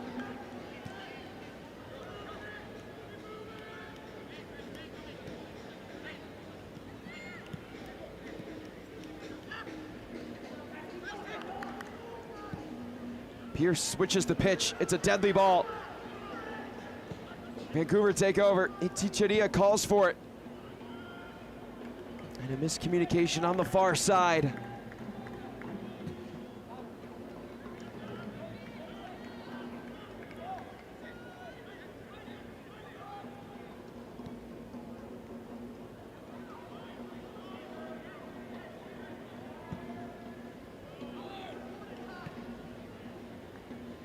Pierce. Zenge was waiting in the middle.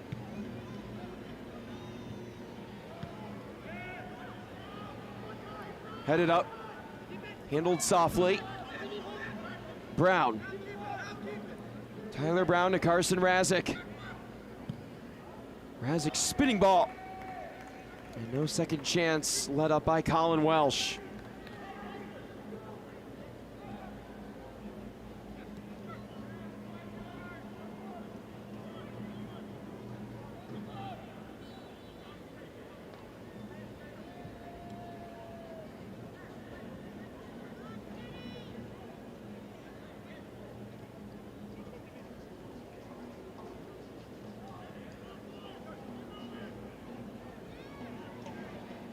Zenge.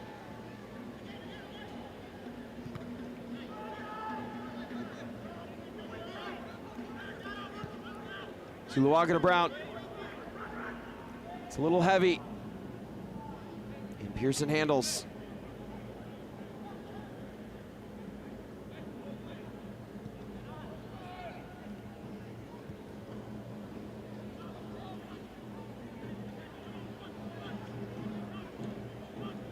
Lorenzo Cornelius and Owen Jorgensen ready to come on for St. Louis.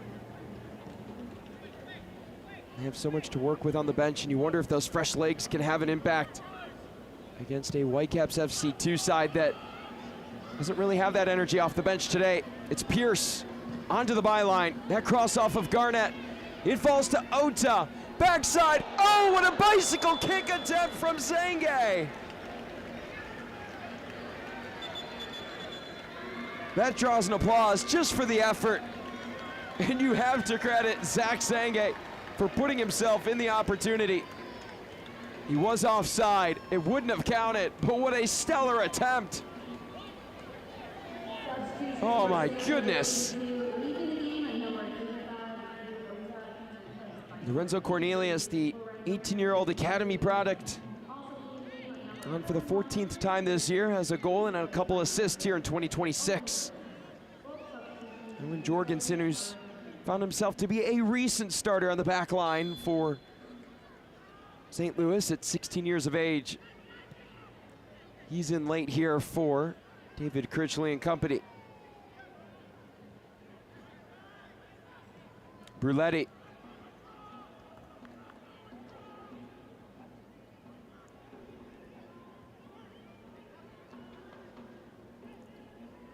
Zuluaga. And Cornelius with his first touch. It's a takeaway. Heavy to it. Whitecaps can counter. It's Brown.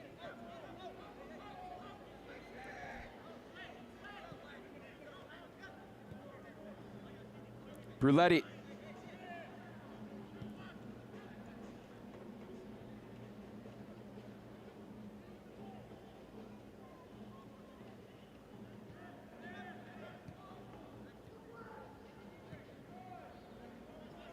Garnett.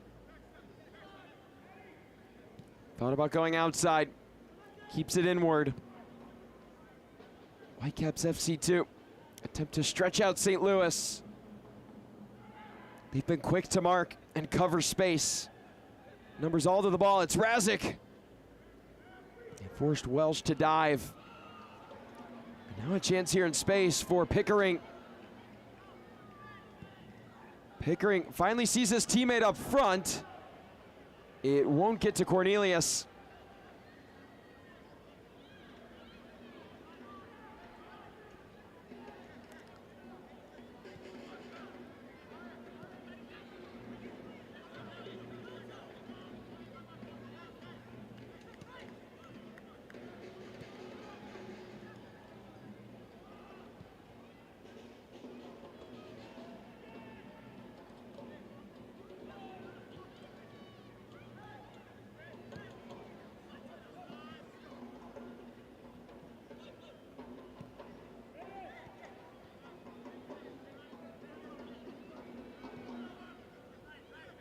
Garnett.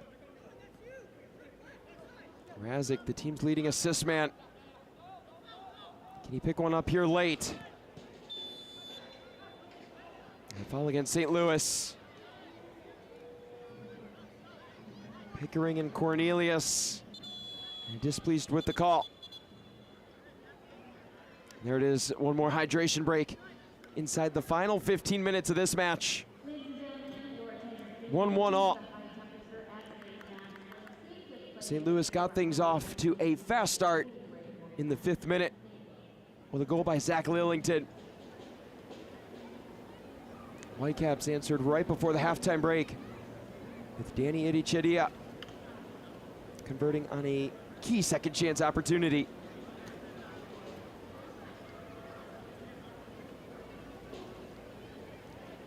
You can see the players crowding to their water coolers. Even the officials quick to the water bottles as well.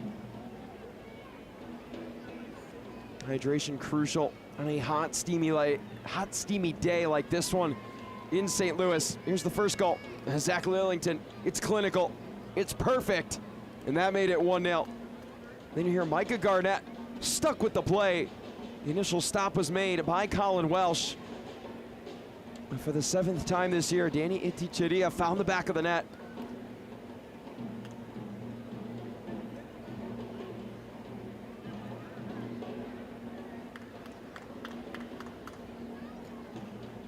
Points are crucial in this stretch of the season, really all year long, but specifically when you start getting to the end of summer and hit the fall months. Decision day in MLS Next Pro this year is on September 20th. And for both of these teams, they faced some adversity along the way. And 3 points today would go a long way in helping overcome that adversity for St. Louis City too. We've talked about it. 5 consecutive losses after an incredible start to the year. Starting out with 6 wins and 2 PK victories in their first 8 matches. They scored 10 goals in their first 3 games and shut out their first 2 opponents on the year. And that dominant start to the season where they were well in the conversation with Houston Dynamo 2, Austin FC 2, as pretty much the top 3 in the Western Conference and all the damage they could do going forward. But these 5 consecutive losses, it's hurt St. Louis. Today is a chance to get back on the right foot. And of course for Vancouver, had a tough first 3 months of the season. 12 one-score games in which they fell in 9 of those in regulation. This summer has been marked by a bit of improvement, but still lacking a bit of consistency.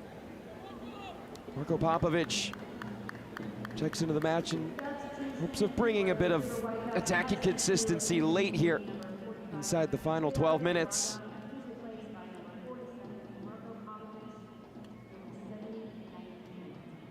Liam Campagna, the last field player available on the bench for Vancouver.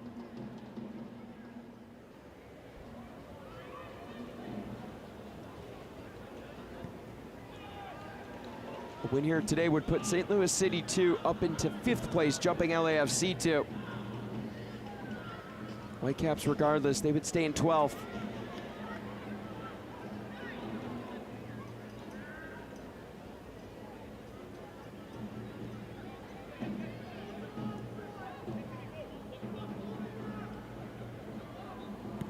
Welsh. Duel in the air. Falls to the visitors. Cornelius in pursuit. Able to track it. McDonald. Zenge. Back to Cornelius on the ground, and Mate boots this one into the air.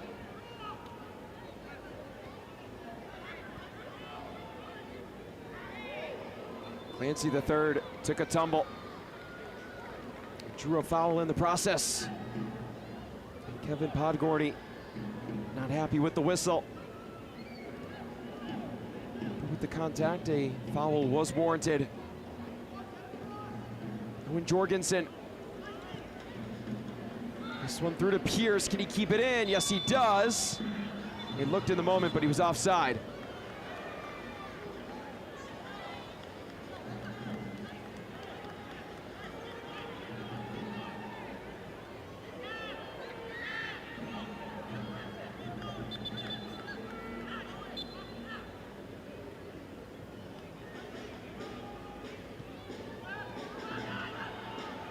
Right.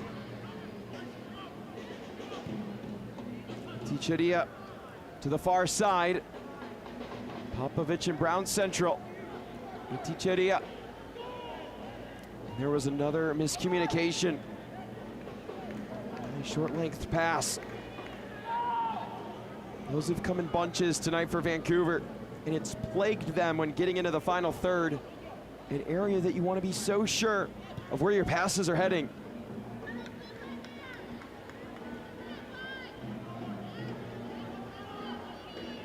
Cornelius calling for it. It's led to Zange. Zach Zange! And that one barely missed the leg of Lorenzo Cornelius. Whether it was a shot or a pass, in those situations, we call that a schross.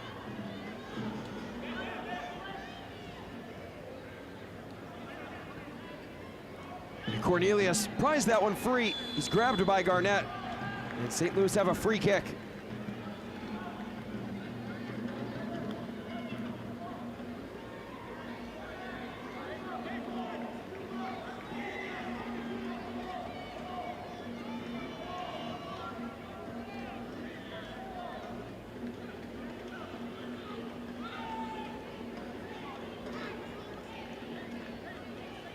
It's Zach Zange, 1 assist tonight on a set piece. Can he do it again? It's Zange whipped in.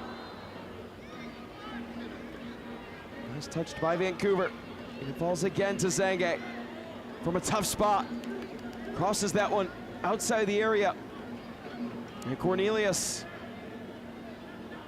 has Lillington if he needs him. It's Cornelius on the ground, bouncing it, stopped, rebound. Oh, a second save from Sam Rogers. Cat-like reflexes from the Vancouver keeper. Could face another one here. That shot's blocked. Bodies on the ground for Vancouver. That is team defense at its finest. A will to sacrifice the body for the result.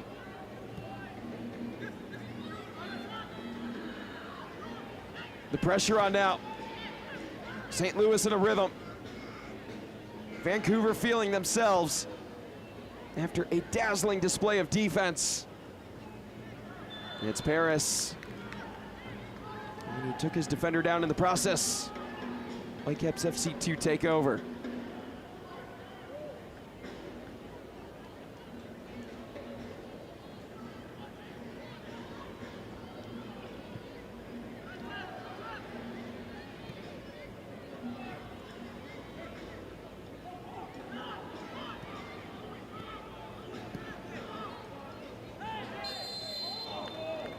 And Jorgensen draped all over Marko Popovich.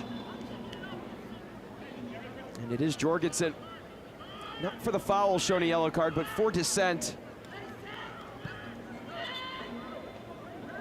Caitlin Trowbridge having none of the words that Jorgensen kindly shared with her.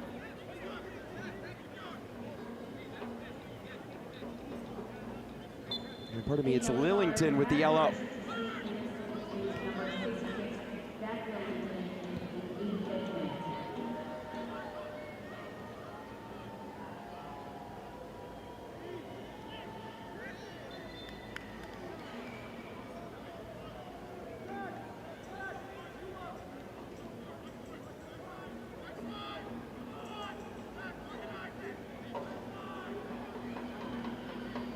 Each side has been able to pick up a set piece here late.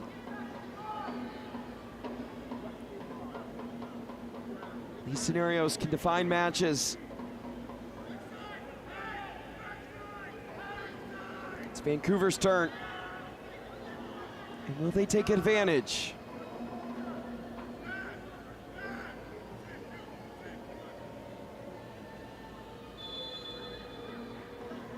Numbers crowded in the area for Vancouver.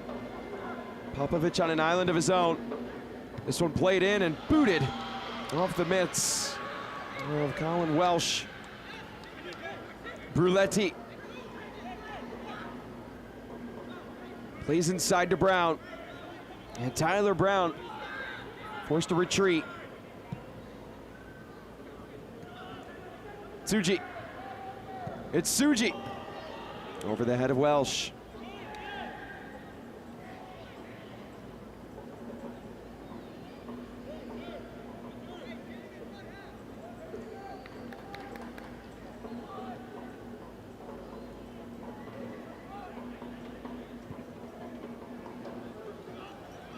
This ball sits in the middle of the pitch. Vancouver weren't ready for it. It's Cornelius. Has numbers for St. Louis, goes for goal, and Tyson Pierce can't believe it. At one point it looked like the host had a 3-2, maybe even a 4-2 man advantage. We'll see if my math adds up. Yeah, it was 4-3 at one point.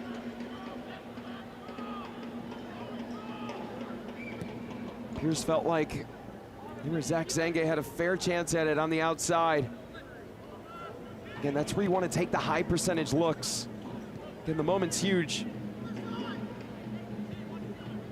But you don't want to waste that chance.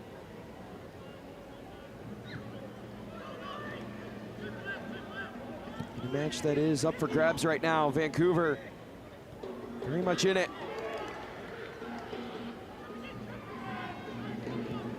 Clancy the third. McDonald had to use a little extra effort to go get that one. And Trip Clancy the third motioning to work it to the right.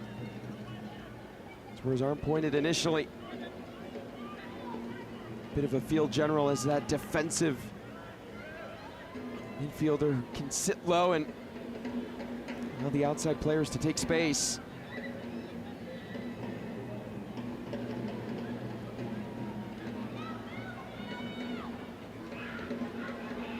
That one won by Vancouver.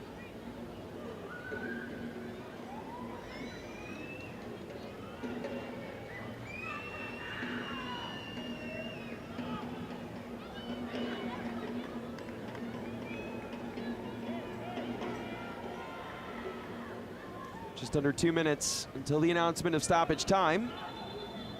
Had no goals here in the second half.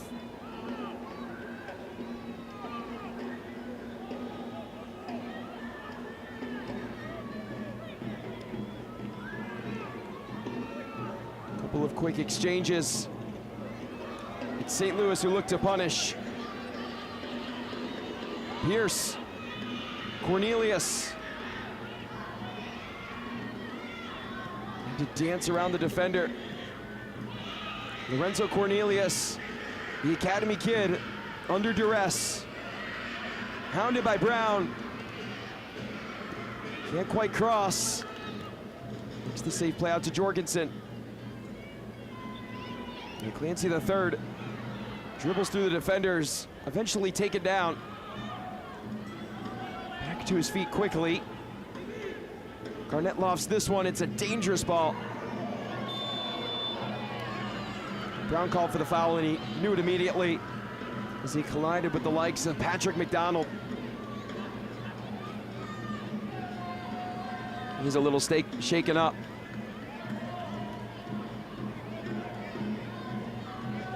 Willing to catch a breather here as he's back to his 2 feet, that's good to see.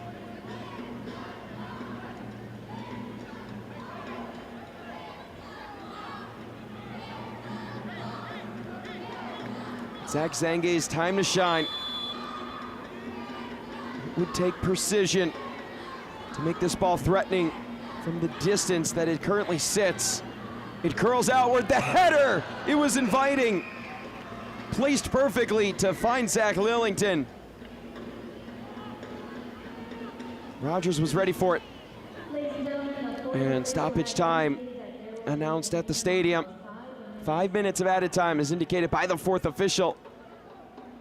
And that's 5 minutes to see whether one of these clubs can walk away with all 3 points or whether we would be headed to PKs.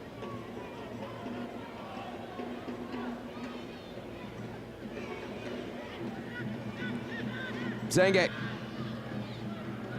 It'll be tough to retrieve for Pierce. Acrobatically able to keep it with St. Louis. Whipped inside. McDonald onto it. Lillington and Jorgensen reset the attack.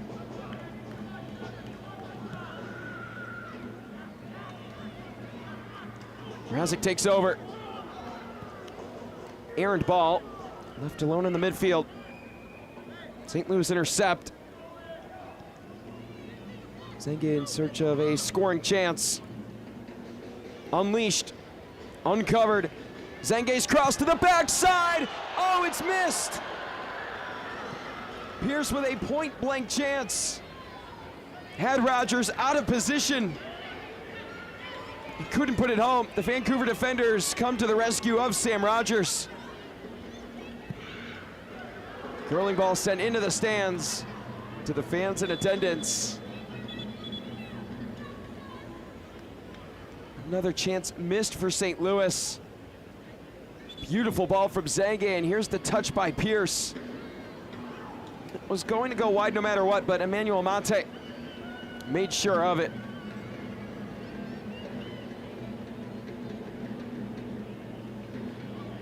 Here's the last substitution for Whitecaps FC2. Liam Campagna, the last field player available for Rich Fagan off the bench. In here late in second half stoppage.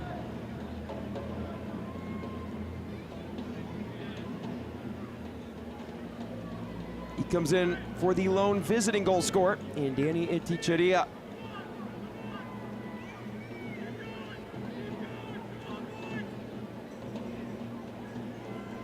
Campagna joined the academy in 2022. Another teenager that poses a lot of promise for Vancouver Whitecaps in its entirety. It's a very youthful second team that makes Coach Rich Fagan and the rest of the club very excited for what's to come. And there it is, Iticheria out of the match. And it's Campagna in.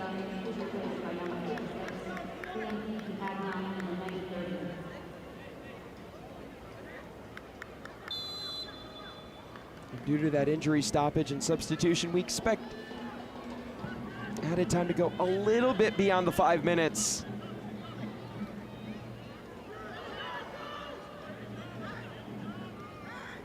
It's Garnett, a little loose with it. Turns it over to Pierce. Zange, Zach Zange sees room and lays it off for Tyson Pierce, but way too far ahead of his attacking teammate.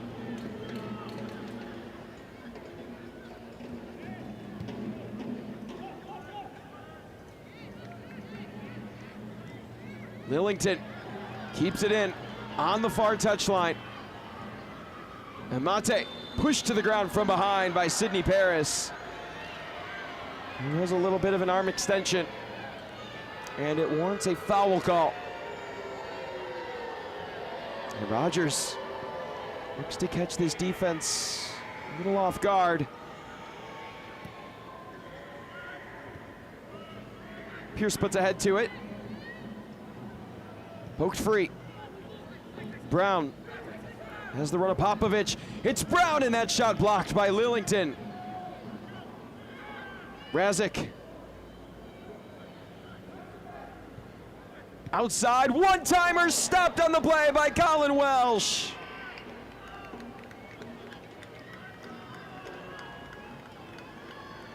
The goalkeepers have put on a show tonight. 11 saves by Vancouver's Sam Rogers. And an impressive few off the hands of Colin Welsh.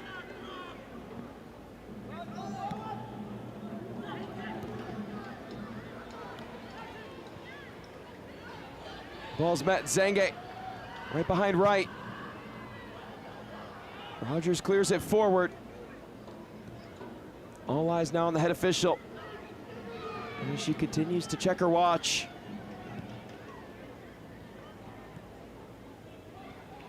Maybe one last attack here for St. Louis. If they can work quickly. Advantage played. Pickering off the side netting. It did take a deflection, and it is a corner kick. How fitting would this be? A goal off a corner kick opened the scoring tonight for St. Louis. Could it be the one that ends the match?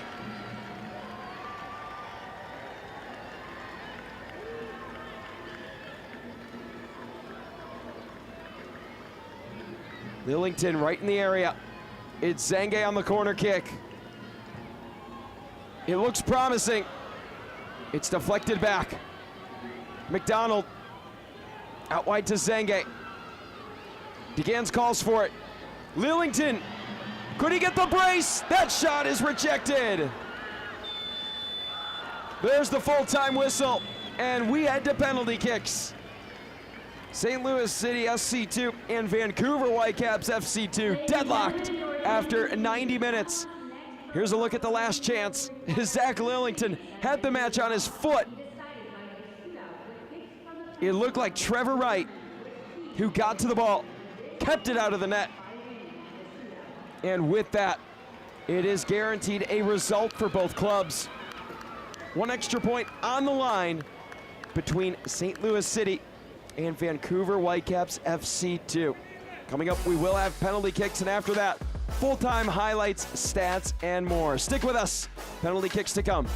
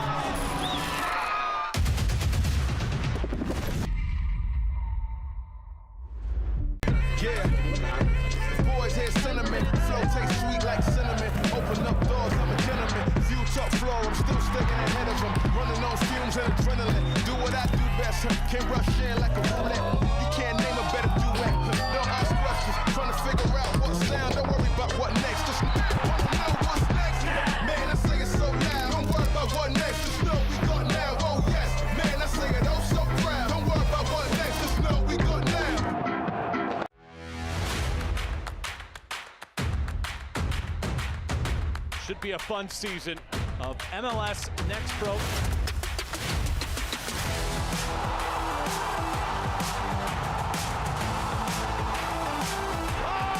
my! Petrino wins it!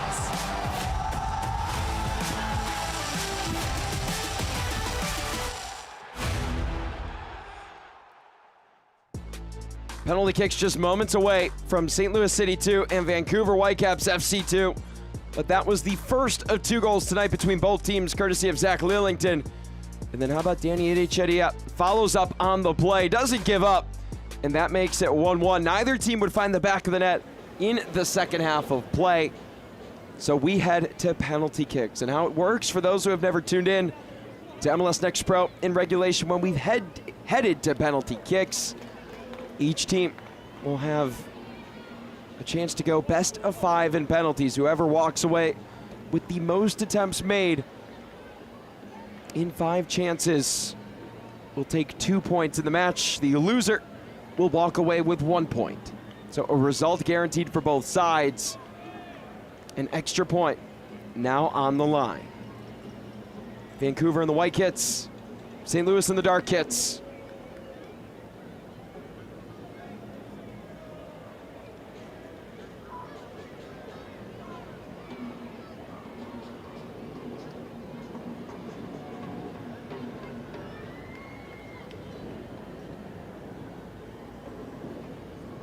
Marko Popovic checked in late in the match. Looks to set the tone.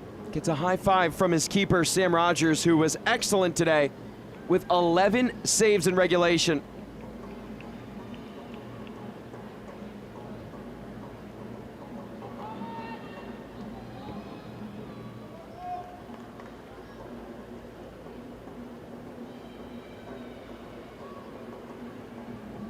It is Popovich who will start things off.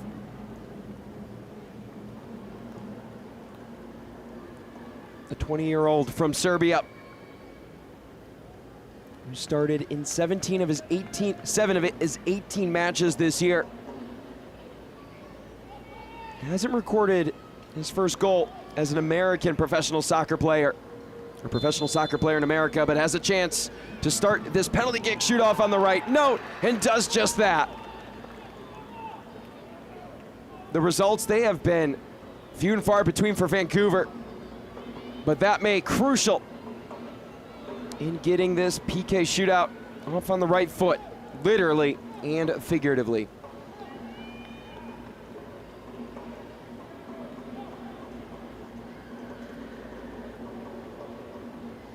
It's Patrick McDonald, whose leadership has been praised by this coaching staff. Former draft pick of Toronto FC heads to the spot for the first take by a St. Louis player tonight. It's McDonald with his left, and he stuns Sam Rogers. He left him helpless in the middle, and McDonald makes it 1-1 in the PK shootout. No hesitation, went right into it, and Rogers didn't know what to do with himself.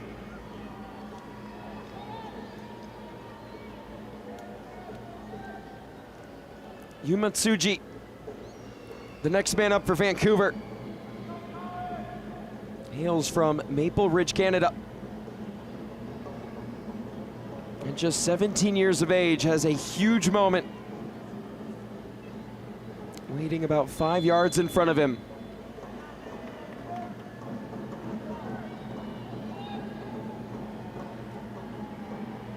It's Yuma Tsuji. You bet. No doubt there from Tsuji. Went right into it and had Colin Welsh going the opposite way. Vancouver 2 for 2 at the start of this PK shootout. Little drift to the left, and read the move well from Colin Welsh as he went to the left a little bit early. Zach Lillington,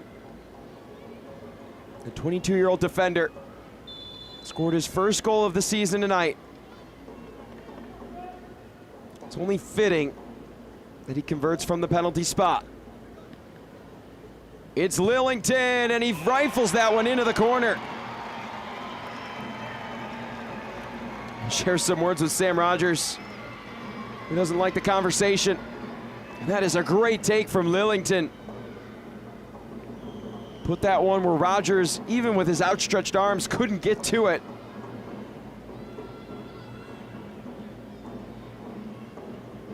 Up next, Carson Razik, a premier playmaker on this team.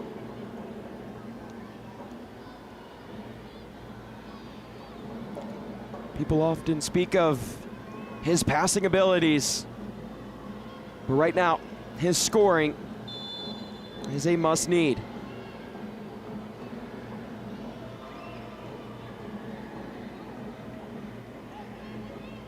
With a slow jog, it's Razik, hesitation, and he buries that one.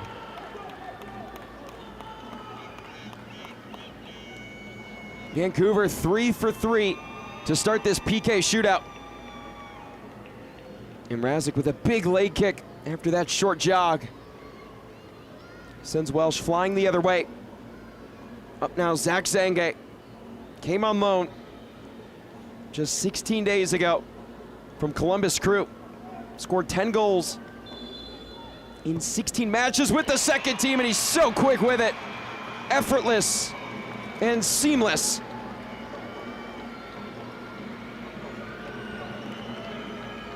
Zange with a couple quick steps. Didn't have much distance to work. And both teams red hot to start. Converted on all 6 total attempts.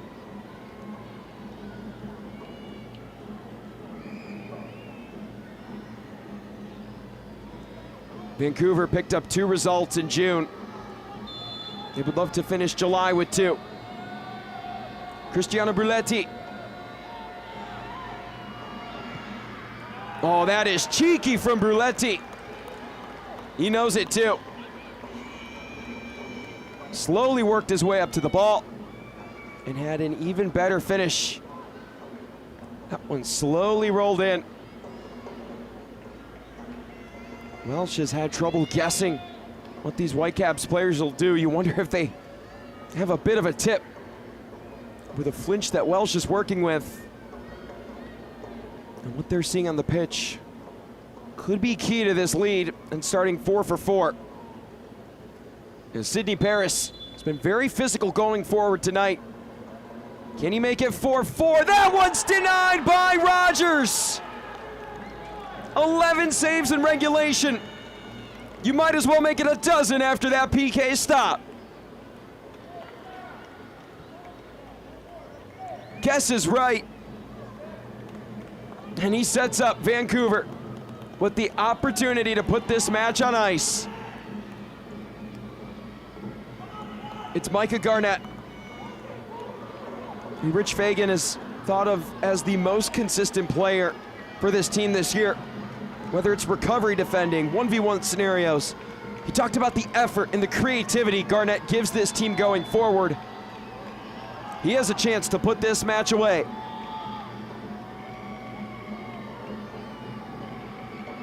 Garnett wins it for Vancouver. They come on the road in comeback fashion and take this one in penalties. And rightfully so. This team mobs Sam Rogers after 11 saves in regulation. Now Micah Garnett, it looked effortless. And he knew exactly where to go, pointing to Sam Rogers. He was such a big part of this victory tonight. And all of a sudden the results, not so shocking anymore for a Vancouver team that went winless in May. 4 results in their last 7 matches. And things are looking on the up and up for Vancouver, who win this one in penalties. And tonight's man of the match,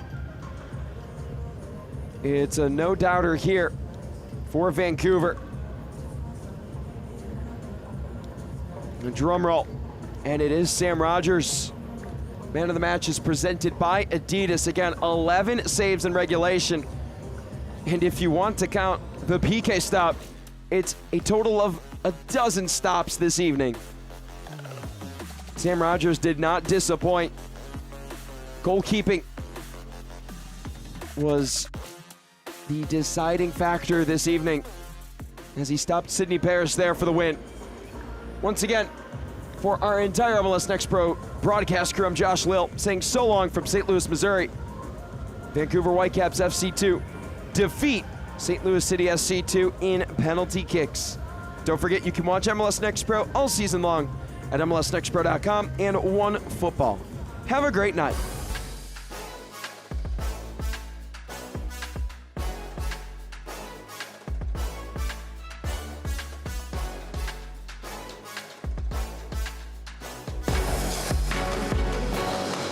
This copyrighted broadcast of Major League Soccer may not be retransmitted, reproduced, or rebroadcast without the express written consent of Major League Soccer.